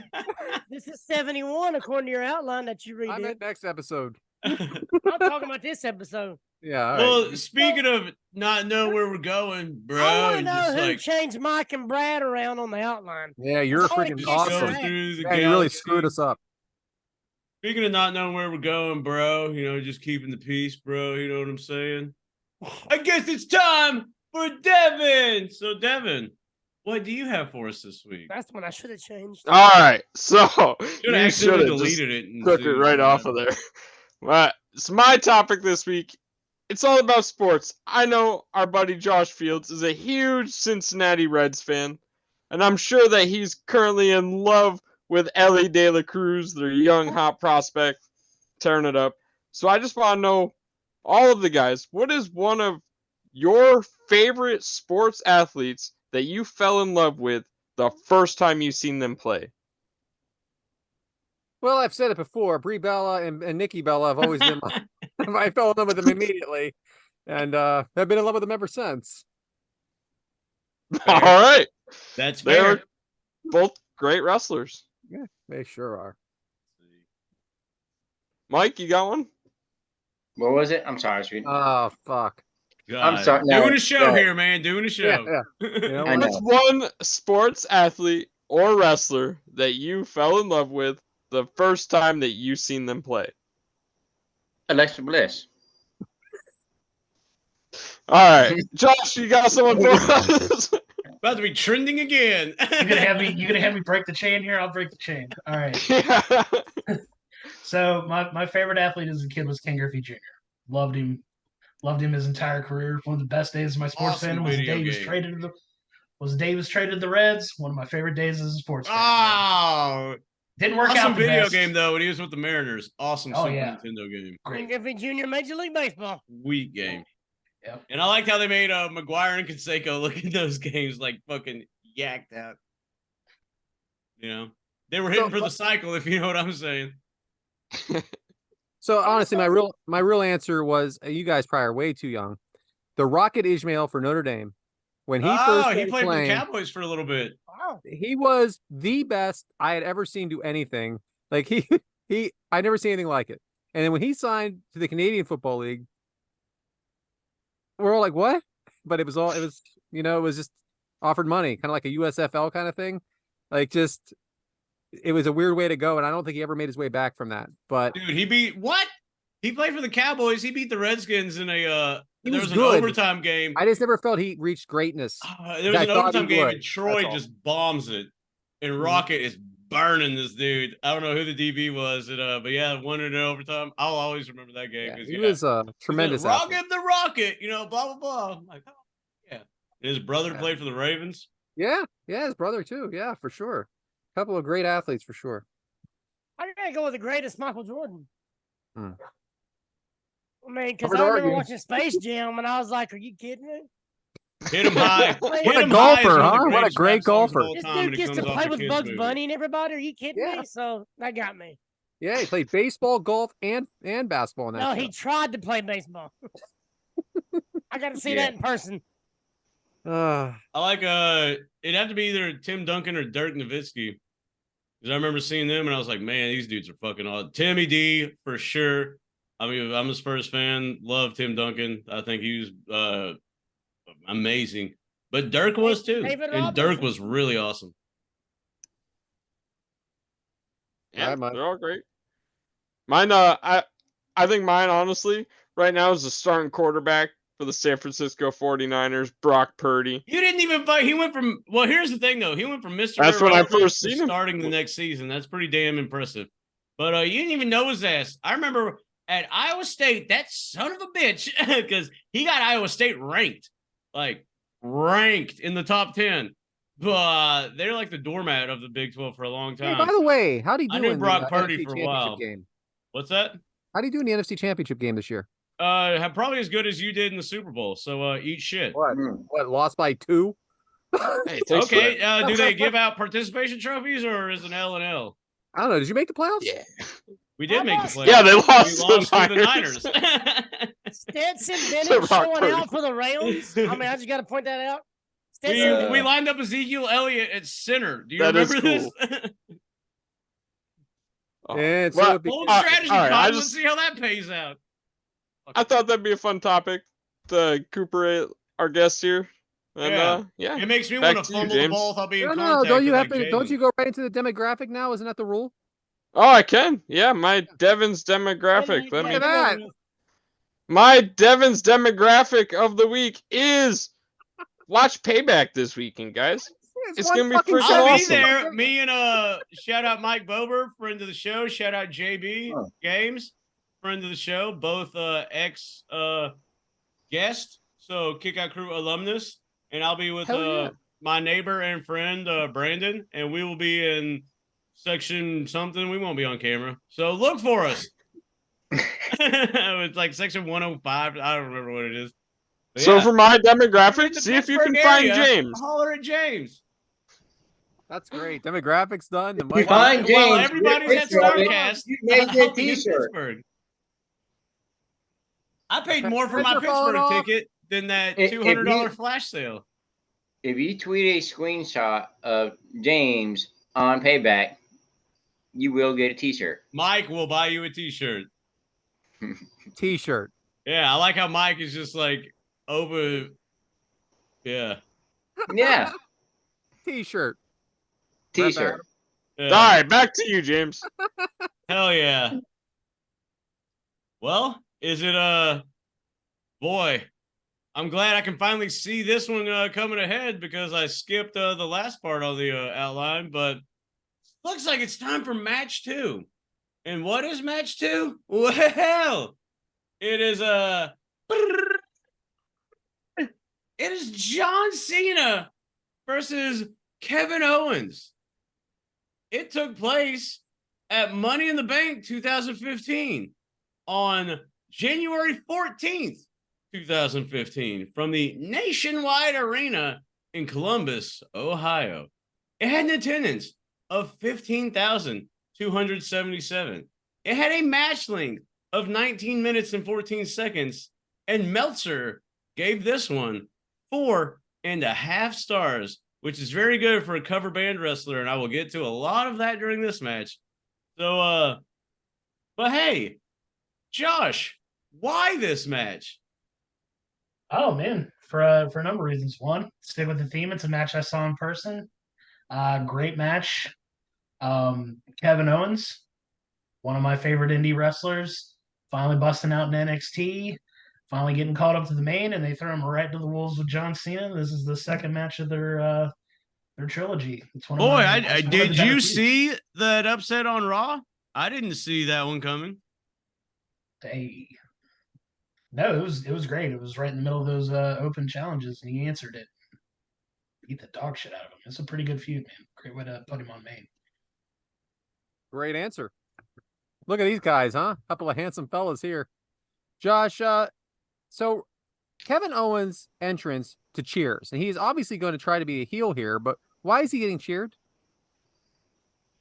Honestly, I've always felt like he's a guy that, a lot of wrestling fans can relate to. He looks like one of us. I mean, he's not your six-pack wrestler. He looks like he, enjoys a few hot dogs and hamburgers on the weekends, but he can still get there and kick ass and fly around with some of the best of them. And he's just always had a badass, presented like a badass, the prize fighter gimmick here. It's great. A lot of people can relate to it. Anybody on the AEW side you would compare him to with that kind of physique and that kind of attitude? I mean, I'd say without the submission style, maybe Samoa Joe built kind of similar to it. I was thinking maybe even an Eddie Kingston. Could be. Yeah. Shout out. Yeah, Love Eddie. he's- Love Eddie. Well, he did get Eddie's the cheers. best. I want to mention this was the John Cena sucks like era, So Yep. he probably got cheers just because he was fighting John Cena. it's Sorry, I still put you on there. a spot there, Josh. I do that here and there. Love it. Devyn, Yes, he does. how do you like the NXT champ, Devyn? How do you like the NXT champion doing something like this in one of the main shows from the, well, I guess it was at the time, not as much of a developmental show, but it still is the developmental show. But here he is, the NXT champion on this show. I just think it's completely rare. Like, you don't ever see that with WWE. The NXT champion would always lose their title in order to get called up to the main two rosters. Kevin Owens was still the NXT champion, and like Josh said, answered John Cena's U.S. Open challenge. I thought it was awesome. It really was. It was unique. It wasn't Very- surprising. What did- John Cena had a lot to do with it. Yeah. What did y'all think about the NXT title at the time? Like the look of this. I hated that title. What? It was a big stupid X. I It's didn't in think anything of it. NXT. I didn't think hated the anything of belt. it. I just I like this. I like this version because it was different. So on so brand. Adam, how much faith does WWE have in Kevin Owens to put him in this spot so fast? Shit. If you have John Cena's praise and then you have the praise of the boss to go out Oh, there damn. on Monday Night Raw first, and then you go out here on one of the newer pay-per-views. Yeah, you put a lot of trust in somebody here. So John Cena is the U.S. champ, and he comes out to absolute boos. Some cheers, but really a lot of boos. Mike, are you cheering or booing in this situation? I'm booing him like I am Goldberg. You put him on the same level as Goldberg? No, fuck no. Then why'd you say that? I'm saying I'm booing him like Goldberg. Just because I think they try to, and it's almost like same thing with Goldberg. They try to shove him down your throat. You know, I'm not down for that. Like I want the people like somebody I want to like. I don't want you to make me like somebody. Did they shove him down our throat, or did he get over and then he just kept staying on top? No, they shove them down your throat. I don't know. Just I like know they did with Roman. Roman Reigns, and Roman Reigns did Consent. not get over until they turned heel. He got over first, though, and then he got booed. Not like Roman Reigns, who got booed from the get-go, right? Yeah, I mean, but then they kept going and going and going and going and going. I agree. He was on top too long. Okay. Yeah, but they didn't have anybody else to replace him. I mean, anytime they try to push somebody, No, they would did. skip Like them around all. this, they had Randy Orton. They had They pushed Triple him H plenty, back okay? there. Yeah, they pushed Randy on plenty. I agree with Adam though. But yeah. Everybody they tried to push up to the tippy. I'm not saying like Orton and all them, but everybody else they tried to push up to the tippy top.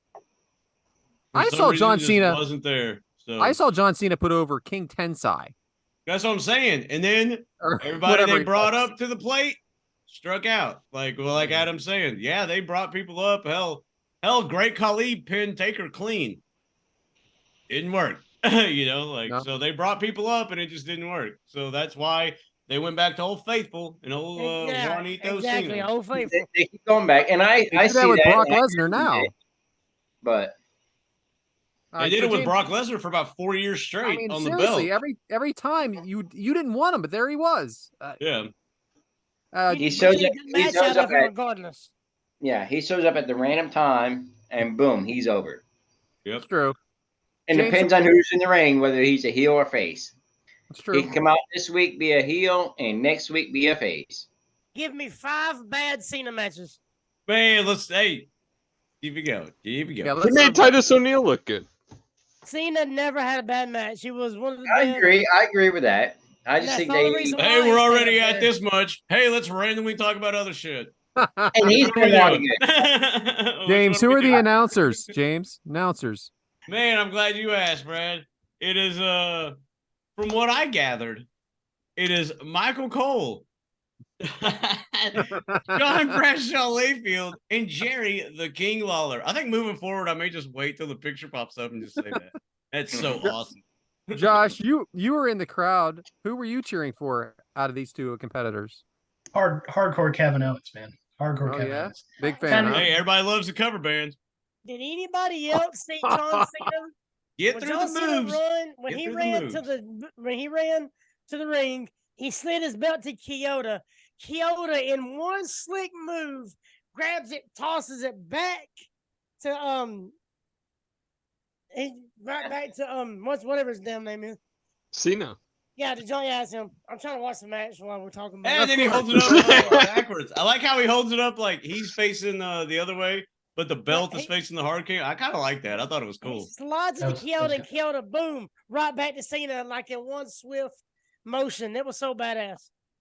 Devin, how many And- big matches has Mike Chioda been a part of? Too All many of to them. count. Oh my Oh. gosh. Between The And- Rock and Hogan, their stare off between John Cena and Randy Orton's SummerSlam class matchup. Like, there's just so many, like Adam said, any big match you can think of in the past 20 years, it's been Mike Chioda or Charles And Robinson. I think we even had a very special person in the audience in this one. Yeah, Josh. Yeah, Fields. Josh Fields. Damn right. I'm here. I'm here now. We had another one too. The reason Who, we all pay Mike? to be each other's Yeah. friends. Mike, you got our attention, pal. What is it? Conrad Thompson. There it is. True. Cool. The I Podfather. mean, Godfather Adam himself. did pitch in the group message, but I Yeah. guess y'all miss out. Adam, Cena has to be behind this big push of Owens, right? I know you kind of mentioned this earlier. Oh yeah. Great. So fight. Fight. Oh, now we Dynamite don't stuff. talk. I love it. Fight Owens, fight chance. Mike, do you think Goldberg should have been the special guest enforcer? Oh, fuck Goldberg. I'd rather see Mike Tyson as the enforcer. Shoulder tackle by Cena, both men jawing. James, I know you're a big Stone Cold fan, and Correct. there will only be one Stone Cold. But is Kevin Owens as close as the WWE has come since? Ooh. What does that mean? No. Do you just spew words fall out of your mouth like shit from ass? What There's the a hell reason does that mean? I'm pretty sure it's pretty self-explanatory. You can say No. It's a big time no. So he's an anti-hero. He got over as an anti-hero. He gives the stunner. He got People over. People love He got him. over with who? Y'all? I don't know if you're listening.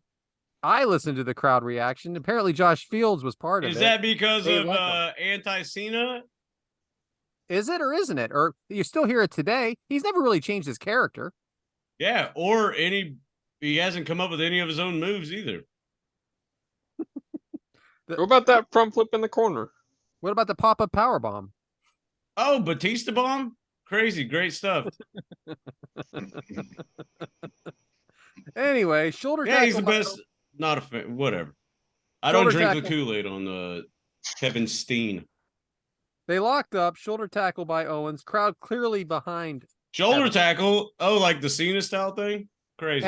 NXT chance. Josh, are you a big NXT fan? I love NXT. Been an NXT fan since I saw it on the network. It's Yeah. Do you like it? Did you mind when it changed it up a little bit and then went back, or were you upset when they went to the different colors and different format? I can appreciate that they kind of tried to make wholesale changes right off the bat, just shock and awe, right? So they took everything that was, the black and gold brand. If you're going to do a hard rebrand, start with all the young kids and start over again. I'm fine. Do you think with it was that. a And mistake? Then they started slowly mixing in the veterans. And Right. it's kind of leveled out, but I was cool with it. I'm like, hey, show me a bunch of people nobody's ever seen before. Let's has see it these guys Becky's who are going to be stars in like 5 years. Right. What was that, James? Oh, so rumor has it Becky's going to make an appearance there coming up. Great. I love it. Owens beating Cena. They're brawling. Let's go, Cena. Cena sucks. Josh, another quick question. When I was in Philadelphia, the same people were saying both things. Is that the case here? Oh, absolutely. Yeah. Yeah. What a bunch of bullshit, right? All right. So leapfrog by Cena, hard clothesline by Cena. Michael Cole says that Kevin Owens has had nose problems from those of you who follow his career. So I wanted to ask you, James, how did you like that little comment?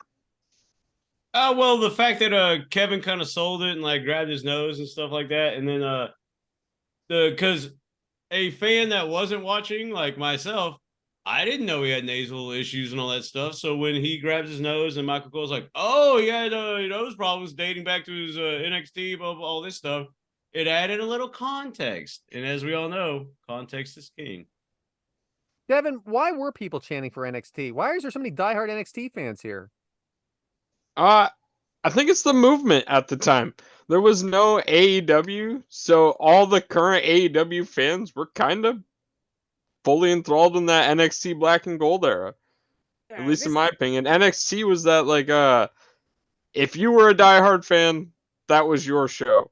Right. And he was fighting Cena. And this was, their guy fighting the WWE's guy. See, KO had just beat Sami Zayn for the title. So this is back when Sami Zayn was big. Baron Corbin was getting a good push back then. I mean, they had killers back then in NXT, man. That was awesome. Drop kick by Owens, senton, kick out Cena. Owens with a rear clutch. Drop kick by Senton. Cena. Who did the senton? Owens. Cena. Did I? Drop kick by Cena, very nice. Shoulder tackle. Cena going into his normal repertoire. Adam, don't all wrestlers play the hits? How come Cena gets such shit for it? I know it's crazy because Hogan had the 3 moves: the punches, the no, the leg drop, and the power slam, and that was it. For 20 years. So did we talk about this all the time. So did Ric Flair. And hey, so did Goldberg. Spear, jackhammer. Jesus. All the Christ. greats, right, Mike? Right. It's If he really had been on top for 20 years, it wouldn't have been a big deal. isn't it Jackhammer. really They only kept people him on now top. that don't? I mean, isn't it really only people wrestlers now that don't do it as much? I mean, didn't they always do it back in the day? I mean, they didn't Rock And do then it. Seth kind of does it. You got your curb Yeah. stomp. You got All the big stars do it. still. pedigree. Buckle bomb. You get comfortable with your 5 to 10 moves and then replay those every single week.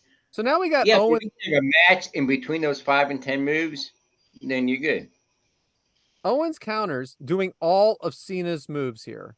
I'll be damned. I will be damned. He does. You can't see me, and then he actually hits the 5-knuckle shuffle. Are you saying he copied someone else's moves? I will be. Wow. Did you love the arrogance here, Devin? A lot. I absolutely loved it. He'd already beaten John Cena one time. He was coming out to prove he could do it again. And this Josh. time he was going to do it with John Cena's moves.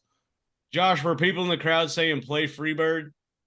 Fuck, Cena- I didn't God, hear I hate Freebird. Kevin Owens. So Kevin Owens is about to do the AA, but Cena counters it. Mike, do you think they should have let him hit the AA here? Owens? Of course. Yeah, Fucking might as take- well. Fucking did everything else. My Hell, have him hit the rock goodness. bottom. Have him hit Smart. everything. Fuck it.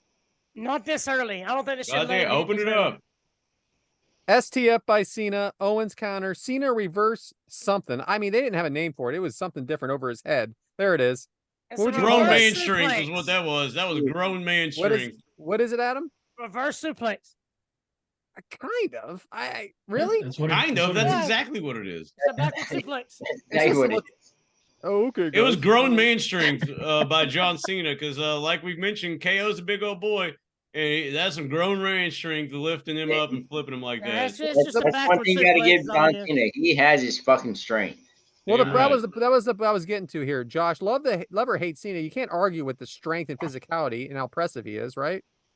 No, absolutely. Look, we joke around about Cena, like, Cena sucks. Let's go Cena. Cena's considered an all-time great. He really is, and the dude's just got freakish strength. Like, it's ridiculous. Like, you've seen when he lifted Big Show and Edge at the same time. That's fucking impressive, right? Like, come on. Slipping the big show's Remember when impressive. Madcap blew his knee out trying to lift up 2 people? You know? Yeah. Oh, that was Boog. That was Rick Boog. Or Boogs. Yeah, my bad. Boogs. James, Yeah, I that can't was him believe and Shinsuke. I'm about to ask this because of the way you've been acting through this whole match. Can't But there's wait. basically a code breaker by Owens. James, he stole that right from Jericho's repertoire, right? I'll be damned. I'm telling y'all, dude, the minute he hey, I mean, I understand wrestling, like everybody copies everybody's moves and all this stuff. But pretty much when that son of a bitch did the stunner, I was done with him.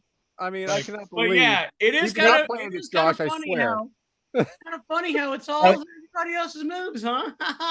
I told you. He's like today's Eugene. Like, Eugene took everybody's moves and did it. Well, Yeah. Eugene did it as a gimmick, So though, you're- and it's funny when he It was did a gimmick. It So was are a you? gimmick. I'm going to leave that topic alone where it's at. But Eugene is Kevin Owens, and I'm going with that. Brad, continue. So now Cena's about to do the 5-knuckle shuffle, and it comes to absolute booze again. You can't see me. Now a suplex by Owens, cannonball by Owens. Adam, obviously Owens isn't what most of us pictured as a top guy wrestler, but how in the world did he overcome this? Copying everybody's moves. Oh, is that right, Adam? just being able to last 20 minutes in the match with these top guys. I mean, like I said, he just had a banger with Sami Zayn. I mean, he come in and just kind of took over. So we have Owens off the top rope, and then Cena gets the knees up. I'm telling you, he got the knees up just in time. Mike, how perfect does this have to be? How dangerous does this look to you? Crickets. Now he's not. Very. It wasn't that bad because the way that Kevin Owens come off the ropes, he already over rotated enough to cover himself. Ah, look great though, man. It really It looked looked real great. good. It looked perfect. So I do want to point out real quick, in this picture that you can Yes, currently right. see, there is a sign that says "Thank you, Dusty." At the beginning of this Money in the Bank, they did a tribute to Dusty Rhodes, who had I just did see passed that. away. I did see that. When I was getting everything started, that was good to see. I do have a question. Y'all watched the product back then. There was a sign that said "The Cena the." What the fuck did that mean? I don't know, but I was watching then, and I don't Okay, because know. I was like, I gotta ask the guys what the hell this means. There's a No picture in the crowd that says, hey, Dirk. I mean, I don't know. Well, maybe it's just the Cena the. I'm like, That's true. That is weird. I like the ones that say "Hi, Mom." It's just like, is your mom really watching? But that makes just to sense. try and Hi, see mom you? is like a statement. The Cena the. What does it makes mean? no I get sense. it. Yeah. What does it Yeah. mean? So Cena puts Owens on his shoulders, drops Owens face first. Devyn, for not having many matches, how incredibly like in sync are these two? Very in sync. They had chemistry like right off the bat. I thought they didn't really have any like botches per se. It was really fluid. It was a really good match. Double A by Cena. Owens powers out. Cena arguing with Kyoto. Adam, what would you have done in this situation if Cena got in your face? Well, see, this is very uncharacteristic of Cena. It is. So I think the way Kyoto handled it, because he's, babyface, the fact that he kind of gave it back to him, I liked how he did that, because if it would have been Kevin Owens, I think Mike Kyoto has to cower down a little bit because he's the heel. So when the babyface does it, he knows that he's okay. So the fact that Kyoto says, "Hey, I'm the ref right here," he pointed towards his shirt, and and he kept saying two. I just like how Kyoto handles business in the ring. Oh, Spinning power. sorry. Go ahead. There was a count. I don't know if it was this one, but I wanted to ask Adam. So a lot of people say sometimes the tell on a false finish or a kick out is the person who's being pinned, their eyes are open and they're kind of watching the ref. Yeah. There's a couple false finishes here. Cena has his eyes closed and just goes with it and kicks out. Like I as a fan, after a lot of people say that shit on the podcast, I don't watch for it, but if I notice it, I'm like, oh, he's kicking out. But the fact that Cena had his eyes closed on a bunch of these false finishes, as an in-ring performer, what do you think about that? Well, I love that. It just shows the professionalism of John Cena and the fact that he's comfortable with Mike Kyoto. If you'll watch a lot of Cena's matches, he asks for Kyoto. Yep. So It's about the kinda count, like right? It's about the slow. It's about the speed of the count, isn't it? Yeah, it's all about the rhythm. Mm-hmm. So it's just like with Kurt Angle always asked for Kyoto. I mean, not for Kyoto, but Baby Hebner. Yeah. Yeah. So Speed of the count. It's unbelievable trust, right? exactly, yeah, because John Cena gets it pretty close on a couple of these. That's a very good question, James. That was really good. So, spinning power bomb to Cena, and this seems like a whole new arsenal of moves to me from Cena at times. Like I feel like he's always upping his game. New moves? Yeah. Crazy. Top guys do that? I just think he's always improving. Kick to the face. Josh, did this match steal the show for you? It 100% did. It was definitely match of the night that night. Crowd was super into it, super hot for it. I mean, you get multiple "this is awesome" chants at that point. Say what you will about that chant. You can take it or leave it at this point, but it just tells that everybody in the arena was into it. Cena with a tornado DDT off the top. Like I keep saying, I feel like I'm repeating myself, but he just seems like he's just always improving. But Cena misses like pretty badly off the top rope here. So it was, a little choreographed there, but backdrop to powerbomb Cena, kick out at 2. Now, Mike, is Cena winning over the crowd at this point a little bit? Because it seems like he's just so impressive with the moves. Does the crowd seem to be like winning, coming back to him, or do you still think they're all firmly for Kevin Owens? I think they're all for Kevin Owens. Yeah. There's Maybe a it was lot of just me. KO shirts Josh on was out there. there. He's shaking his head. Cena's having a good match. Like, he's showing what he can do in this, but Kevin Owens is also showing he's hanging with the top guy of WWE, and he's doing it in this match. So Josh, what are we going to say? Let me speak on this a little bit. So if you think about the totality of their feud, right? So the first match, this new guy Kevin Owens comes up and he beats John Cena in his first pay-per-view match. This is match number 2 now.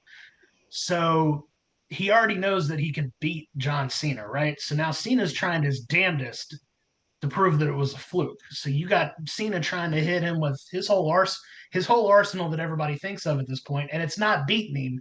So now he's got to in my opinion, the story of the match, he's got to dig a little deeper, pull out some new things out of his arsenal that we may not have seen him because he's starting to get a little desperate. And you kind of I see it love the it. way he interacts with Kyoto at that point.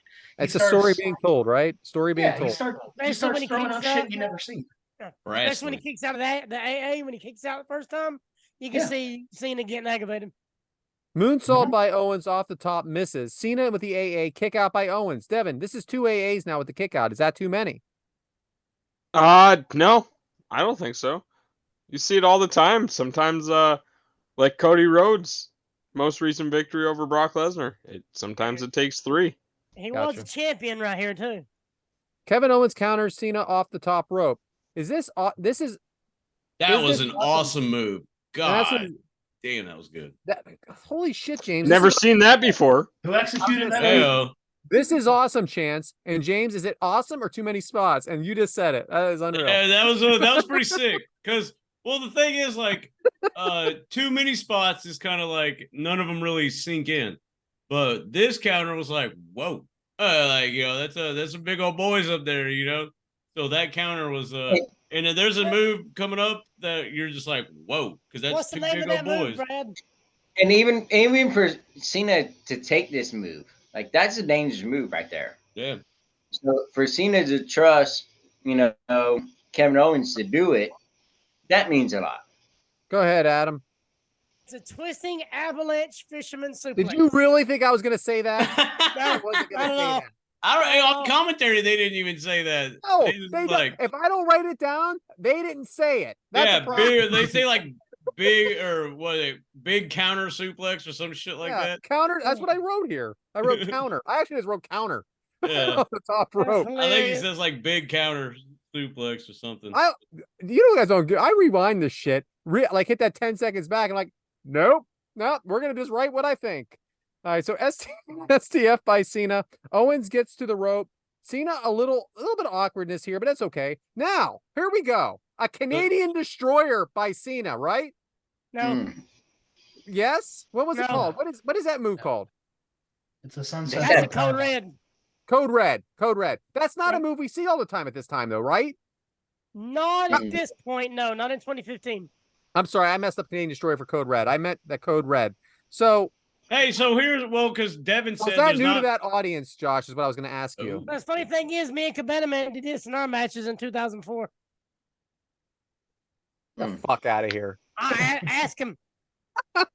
He did it to me all the time. Well, we can have tape. Do we have tape of that? Call him. I'll call him right now. Yeah, Go call ahead, him right Josh. now. Go ahead, Josh. What's going on? What was the question? I don't know. Go ahead, James. Were you going to say something first, James? I'm sorry. It was so Devin earlier said like not many botches in this match, and I kind of laughed because I was thinking about this spot. But was this a botch or was this just two big ass dudes? And yeah, you're gonna like try to lift him up. He's gonna fight it. Yeah, you're gonna bounce off the rope, and then like, oh, I got you, and then boom, no, you don't. Hey, like the flip, like. It Is was that a little- considered a botch, or is that considered part of the storytelling in the match? I mean, however you want to spin it, right? But I mean, it looked like his momentum was carrying him, and he was going to fall on his ass. Yeah, oh It would've been yeah. awkward. It did Would've look been like a botch awkward, because he but- did like whoa and put his hands down, but And if you listen for the crowd, even when he hits it, we still pop for it because it's like, oh shit, what the hell is Cena busting out now? the crowd pops humongous for this. Yeah, spot. That's what I was just like, wrote here. So this is I'm won over at this point. I did Oh, watch yeah. this match live, but I'm telling you what, I'm really having a good time watching this. So like I said, this was new to this audience to me. Pop up power bomb now, kick from Owens, kick out by Cena, and the crowd is freaking on fire. They are on fire. Adam, Owens is getting a lot of help from Cena, but is he making himself here as well? Oh yeah, because I mean, he's for a big guy, he's in amazing shape. We're 20 minutes into the match, and he's step for step with Cena. Yeah, look, he's not fit. He's not like a freaking Finn Balor with abs or anything like that. But the Yeah. guy's in shape. But You know, he's in there's ring shape, 100% he's in ring shape. Yeah. So and Owens he's punching. jumped off a lot of shit in his life. Owens punching Cena. Cena with a cutter off the rope into Springboard, the springboard. for The one, Cody Cutter. the It Cody was cutter. actually a stoner. That's what a cutter is. No, a cutter's when you go all the way down on your back. Call A it whatever stoner's when you want. go to your butt. Get the fuck out of here. It's a cutter. He whatever. tried. All right. Anyway, it's into the AA for the 1, 2, 3, win. Devyn, fantastic match. There are die-hard Owens fans, though, in the crowd. What are they doing right now? Brad, they're honestly not booing. What They're are they clapping doing? and going, damn, good match. They're clapping, saying, They are. good job, They're Cena. Cena's number one fan. When's in the number background. We 3 got a coming? sign. The Cena the. So, Mike, at this The time, Cena. is Cena the best U.S. champ under the WWE umbrella? I can't say he's the best, but he definitely brought the title up more. Like made the title mean more. Elevated it for sure. Owens on his feet now. They are face to face. Owens and Cena. Cena's saying something to him, which I'm sure is real shit. Okay, hands Owens his NXT belt. Champion to champion. They shake hands. Owens kicks Cena. The crowd fucking loves Hang it. on, Cena's telling Owens, you deserve to be right here. I know what he was. I Deserve know. Yeah. Owens. The crowd loves it though. Power bomb onto the apron, and he's still not a heel for this crowd. They love it. Owens leaves with both belts. Conrad right there, by the way. There's Conrad in the Yeah, there he is, right there. Yeah. Right And there that in the is side. not Megan Flair either. Yeah. So what? Atta boy, Adam. So Adam, or was the thank you real? Oh yeah, 100%. Because I mean, Cena had probably 60-40 here, saying, "Hey, look, this dude, I think I can have a good match with this guy." Because Cena's known for being at NXT and talking to the guys, meeting them, doing what he can to help out. So I guarantee you had a lot to do with this. So Right. I guarantee it was 100%. Now, Hey, you deserve it, man. Thank you. You deserve to be here. All that. 100%. Brad. Before we continue, though, and also this kind of thing reverts back to what we said earlier. A lot of Cena's opponents weren't able to take that next step. A lot of people knew, hey, Kevin Owens, he can be like that next step, like opponent for Cena. So I think Cena even was like, we can do this again, you know. and James, as much as you don't like Kevin Owens, who else feels that way about Kevin Owens? Someone you like? A lot of here's the thing, I'm not doubting his talent. I just make fun of the cover band stuff, but he is also another one of the go-to guys now. Yes, Kevin Owens is one of the go-to guys for a lot of these feuds that people need to have. Yeah, and I him and Miz are very different wrestlers, of course, but the Miz is a go-to guy. Yeah, but I mean, Stone he's Cold. won one match this whole year, and every time he walks out, he's still over. Like, He just lost to Akira Tozawa. and that was his first win in I think like over a year or something like that. And it's not going to affect Miz whatsoever. No, it At doesn't all. matter. Dude's lost so- 33 matches this year, ain't affected him once. When So Tozawa said yeah, oh my, I popped. I lost it. I freaking lost it. So Cena is actually being helped out here. Looks legitimately injured. Selling it, really, really selling it. Do you remember Devyn? Was he injured? I don't know. I don't think he was seriously injured. Looked I great. assume it was just WWE, but I know, but I just don't it remember. did look great. It's It years was ago. And That's you a can even staple hear of his Cena's like, NXT. "Hey man, I'm trying my best. I'm trying my best." I mean, the announcers really put it over too. So that's the match, guys. Josh, that was a great match to piss. Really appreciate Piss it. break match. But That was a we good do- match. No, that is not a piss break match. That was actually a good one. So we do have some listener questions. If you guys are ready. Let's get to I'm them. ready. Thank All right, you. so- You can reach us at Kickout Crew on Twitter. You can hit us up on Facebook. We, meaning Brad, usually post what we're covering, and you can reply with your questions to that, and we'll answer them on your show. So, Brad, let's get to those listener questions. So, friend of the show, Mike Bober has two questions. We're going to do one, and then we're going to go to some others and come back to him.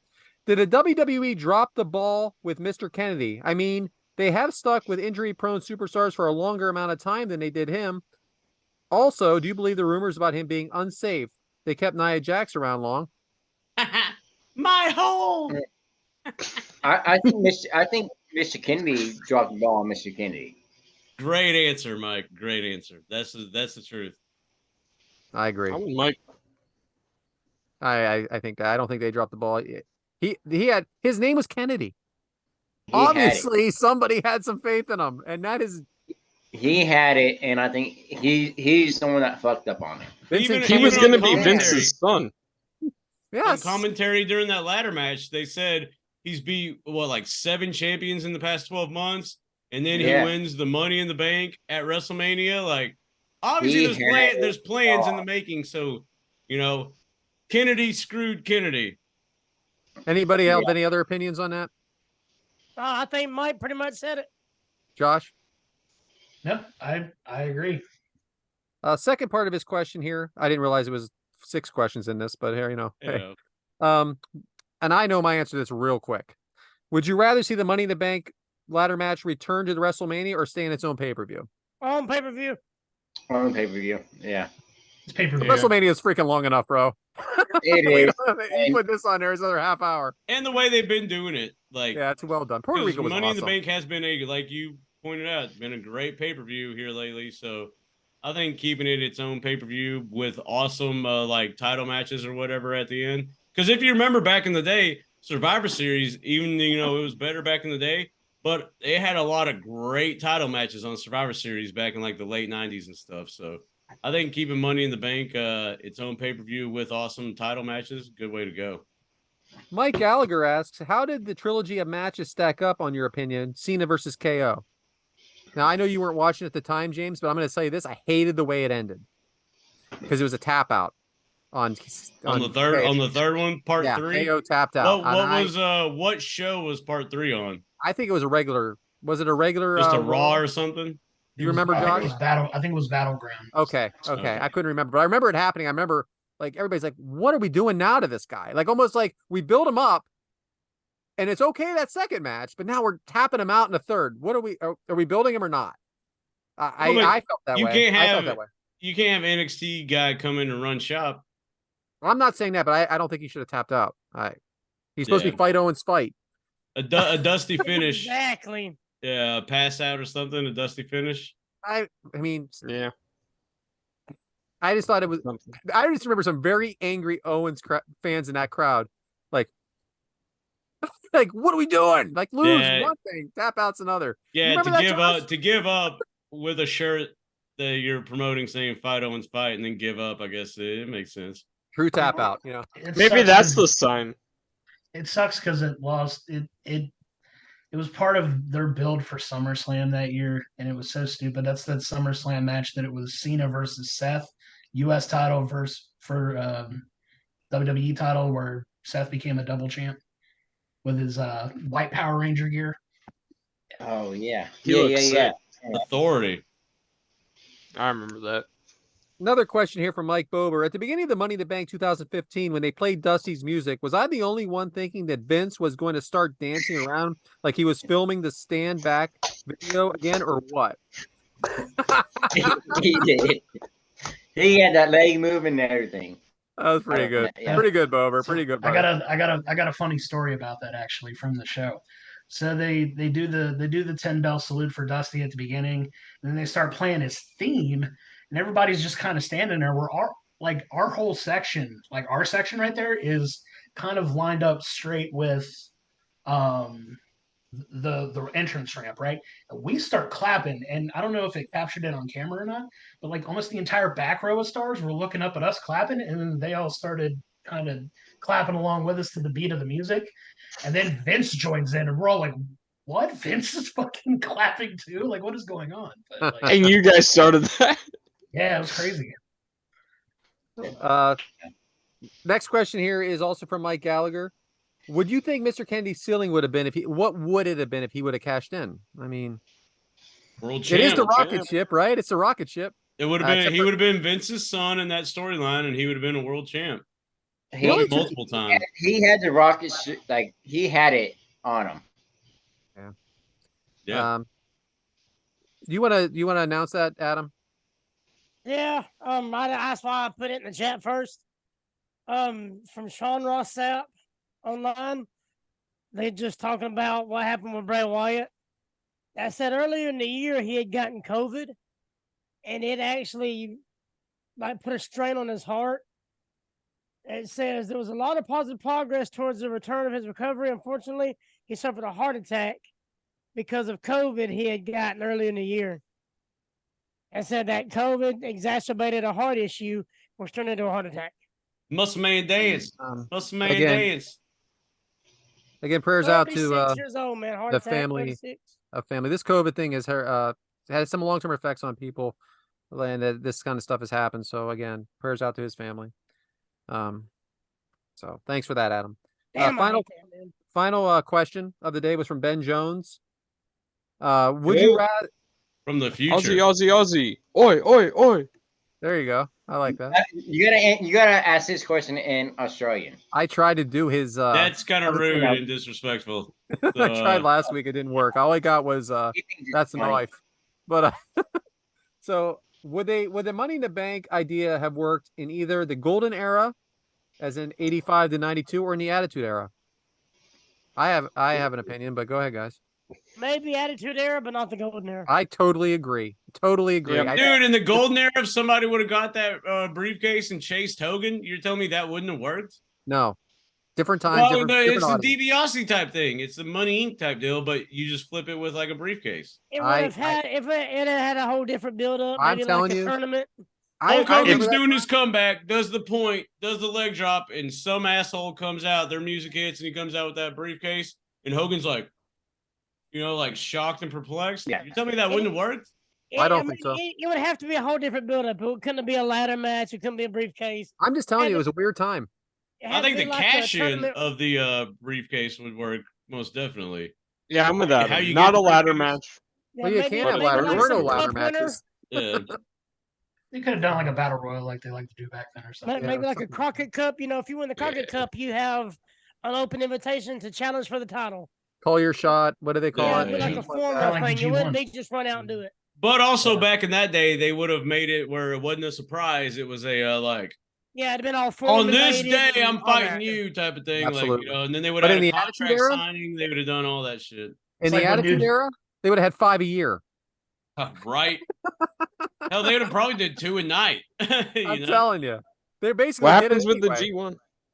So with the G1 in New Japan, the winner of the tournament gets an automatic title match at Wrestle Kingdom, which is their equivalent Yeah, of that's cool. WrestleMania. I like that. So that you get like a briefcase with a contract, but the fun part is they actually defend it throughout the year. So you just won the G1 back here in July. You've got 6 months practically before you Yeah, have the to longer catch you up. hold it, the more you have to defend it. I like that. Right. So, guys, that's the questions. Appreciate everybody. And back to you, James. Nice. Well, thank you. And once again, at Kickout Crew on Twitter, Kickout Crew on Facebook. Send us your questions, and we'll answer them on the show. Fuck me running. It's my turn. Well, I guess the spirit of adjustments is the topic that Brad put on the outline, and how convenient that we've had some adjustments on this outline as we're going. And I definitely skipped things that had to go back because I wasn't reading it right. And had to switch it up a little bit. So spirit of adjustments on our end, reacting on the fly and always putting the foot forward and going forward, because adjustments do happen. And once again, don't mean to bring this up, but the families of Terry Funk and Bray Wyatt, there's going to be a lot of adjustments with that moving forward. And the main thing is to, remember the memories and honor the life. But you do have to move forward, obviously. And this is still pretty fresh. And by the time this airs, it'll be like a week old. But I think the thing I'm not going to comment on like what the wife and kids and all that stuff do. But there will be adjustments, obviously. There will be hard pressed, and it's very sad. And moving forward, it's going to be honoring the memory, and that will be, a heavy adjustment. But I hope that their family and friends, and of course us fans worldwide, like, life does go on, and we can honor them every single, like moving forward. We all have to adjust to a bunch of hard times. Dusty Rhodes, shout out. But it's not what breaks you, it's what it's what you do that makes you. And I think moving forward and showing the strength and toughness and basically portraying the goodness of everything that, is brought, because life is going to hit you in the face, but you have to make adjustments. You have to. And you don't let it succumb. You don't let it swallow you. You don't let it build up. You fight it head on. And as we like to say on the show, you kick out it too. Because life is the one pinning you. You're not pinning yourself. So you have the power to kick out it too. I know I say it at the end of the episode, but it's true. Like, for the betterment of your family, friends, and everyone involved, you move forward. You press on. You remember them and you honor them, but you never, like, they would not want you to give up, I guess is what I'm getting at. So, adjustments happen, and that's part of life, because everything's going to knock you off track. It's how you get back on that track and keep the fucking train rolling is what really makes us as humans. And we're all sad. We're all pretty beat up on this. And the best thing we can do and what they would want us to do is to continue on, honor the legacy, and respect the people in their profession and respect those people moving forward who may join that profession. And they're hell of a wrestlers. Their memory is going to be talked about. There's going to be a lot of stories about them. There's going to be all kinds of things.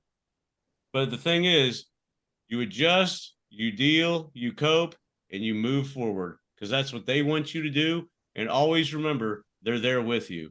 So, the spirit of adjustment is, hey, let's make sure we're living the life that they wanted to live and that they want us to live.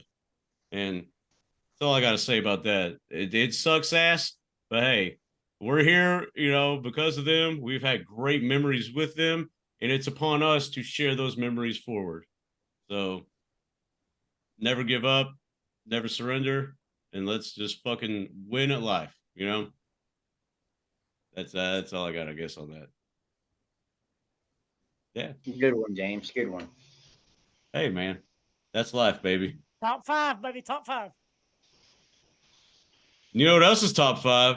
I can't believe this is the next segment. The hottest rising segment in podcast today. Hey, you wrote this shit. I didn't know about all this stuff. Well, but here's the thing. It's adjustments, baby. Yeah, and we're it is. ready to laugh because, sit back, relax, and ease your mind with the Kickout Crew.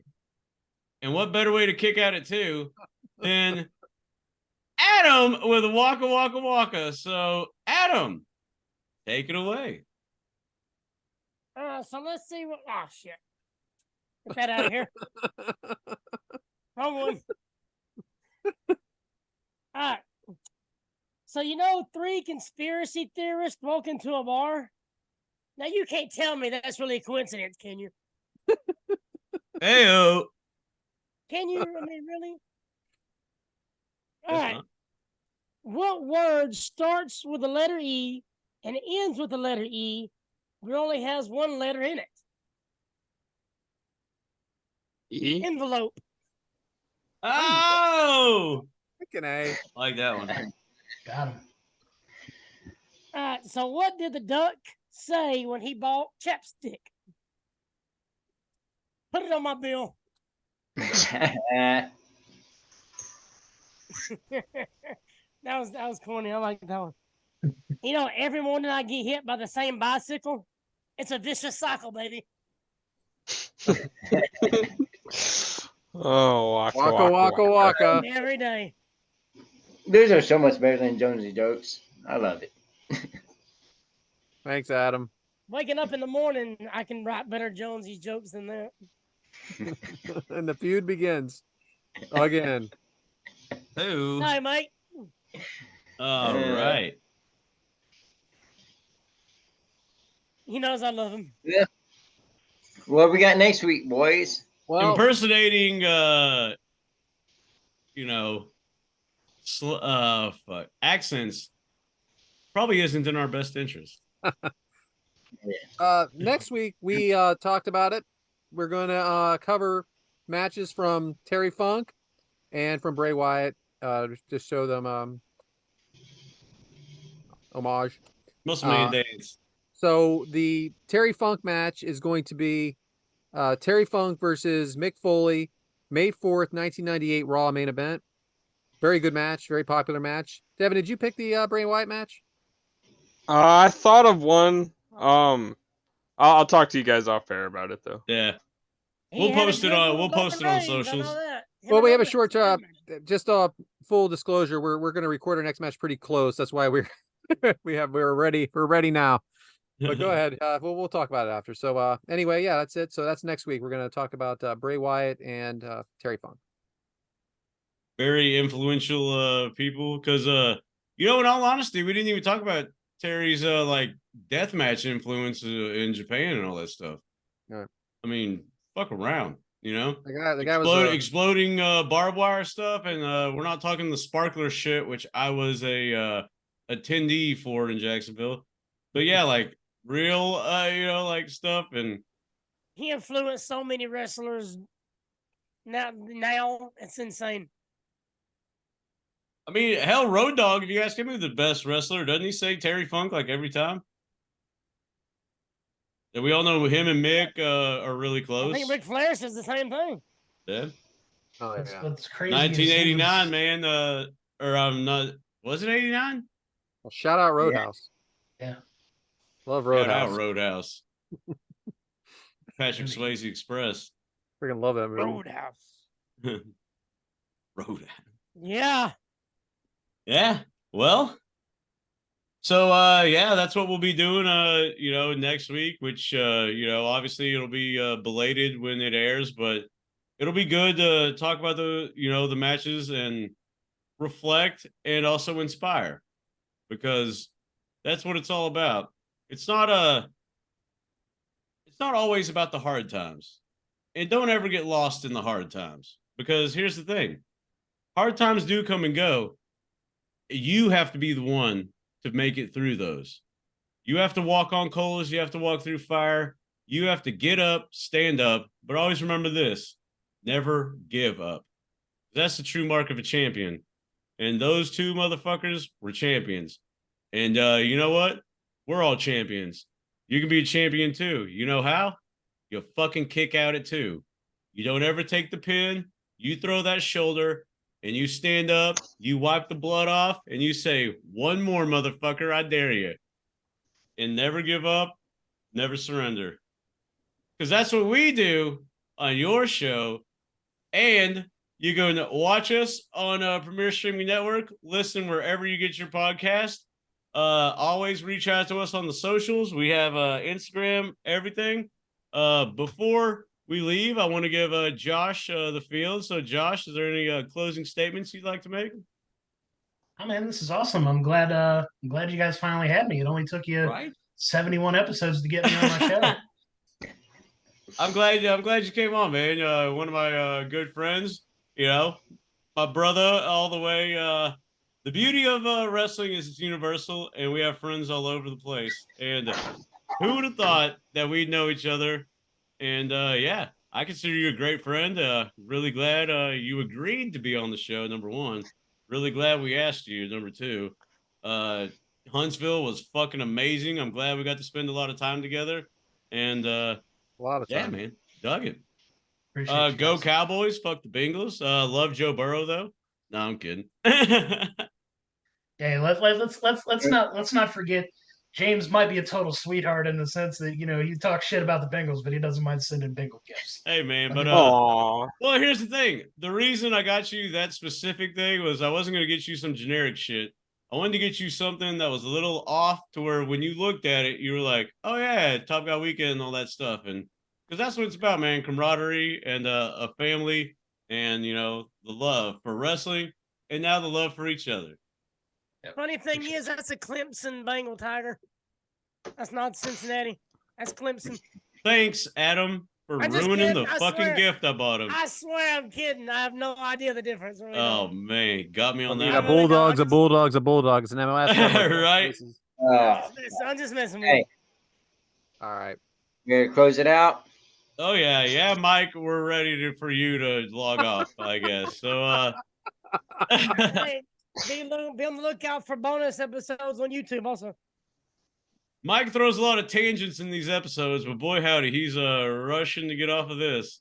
So I'm good. anyway, we'll be coming back next week, and we'll be coming out weeks after that. And you know what we will be doing? Having a fucking good time and easing our mind of life's troubles. Because as we say on your show, when life gets you down, just kick out of two, baby. Because that's what we do. That's what you do. Your show, the Kick Out Crew. And like I always say, we'll see you next week. Goodbye. Your mother's a whore.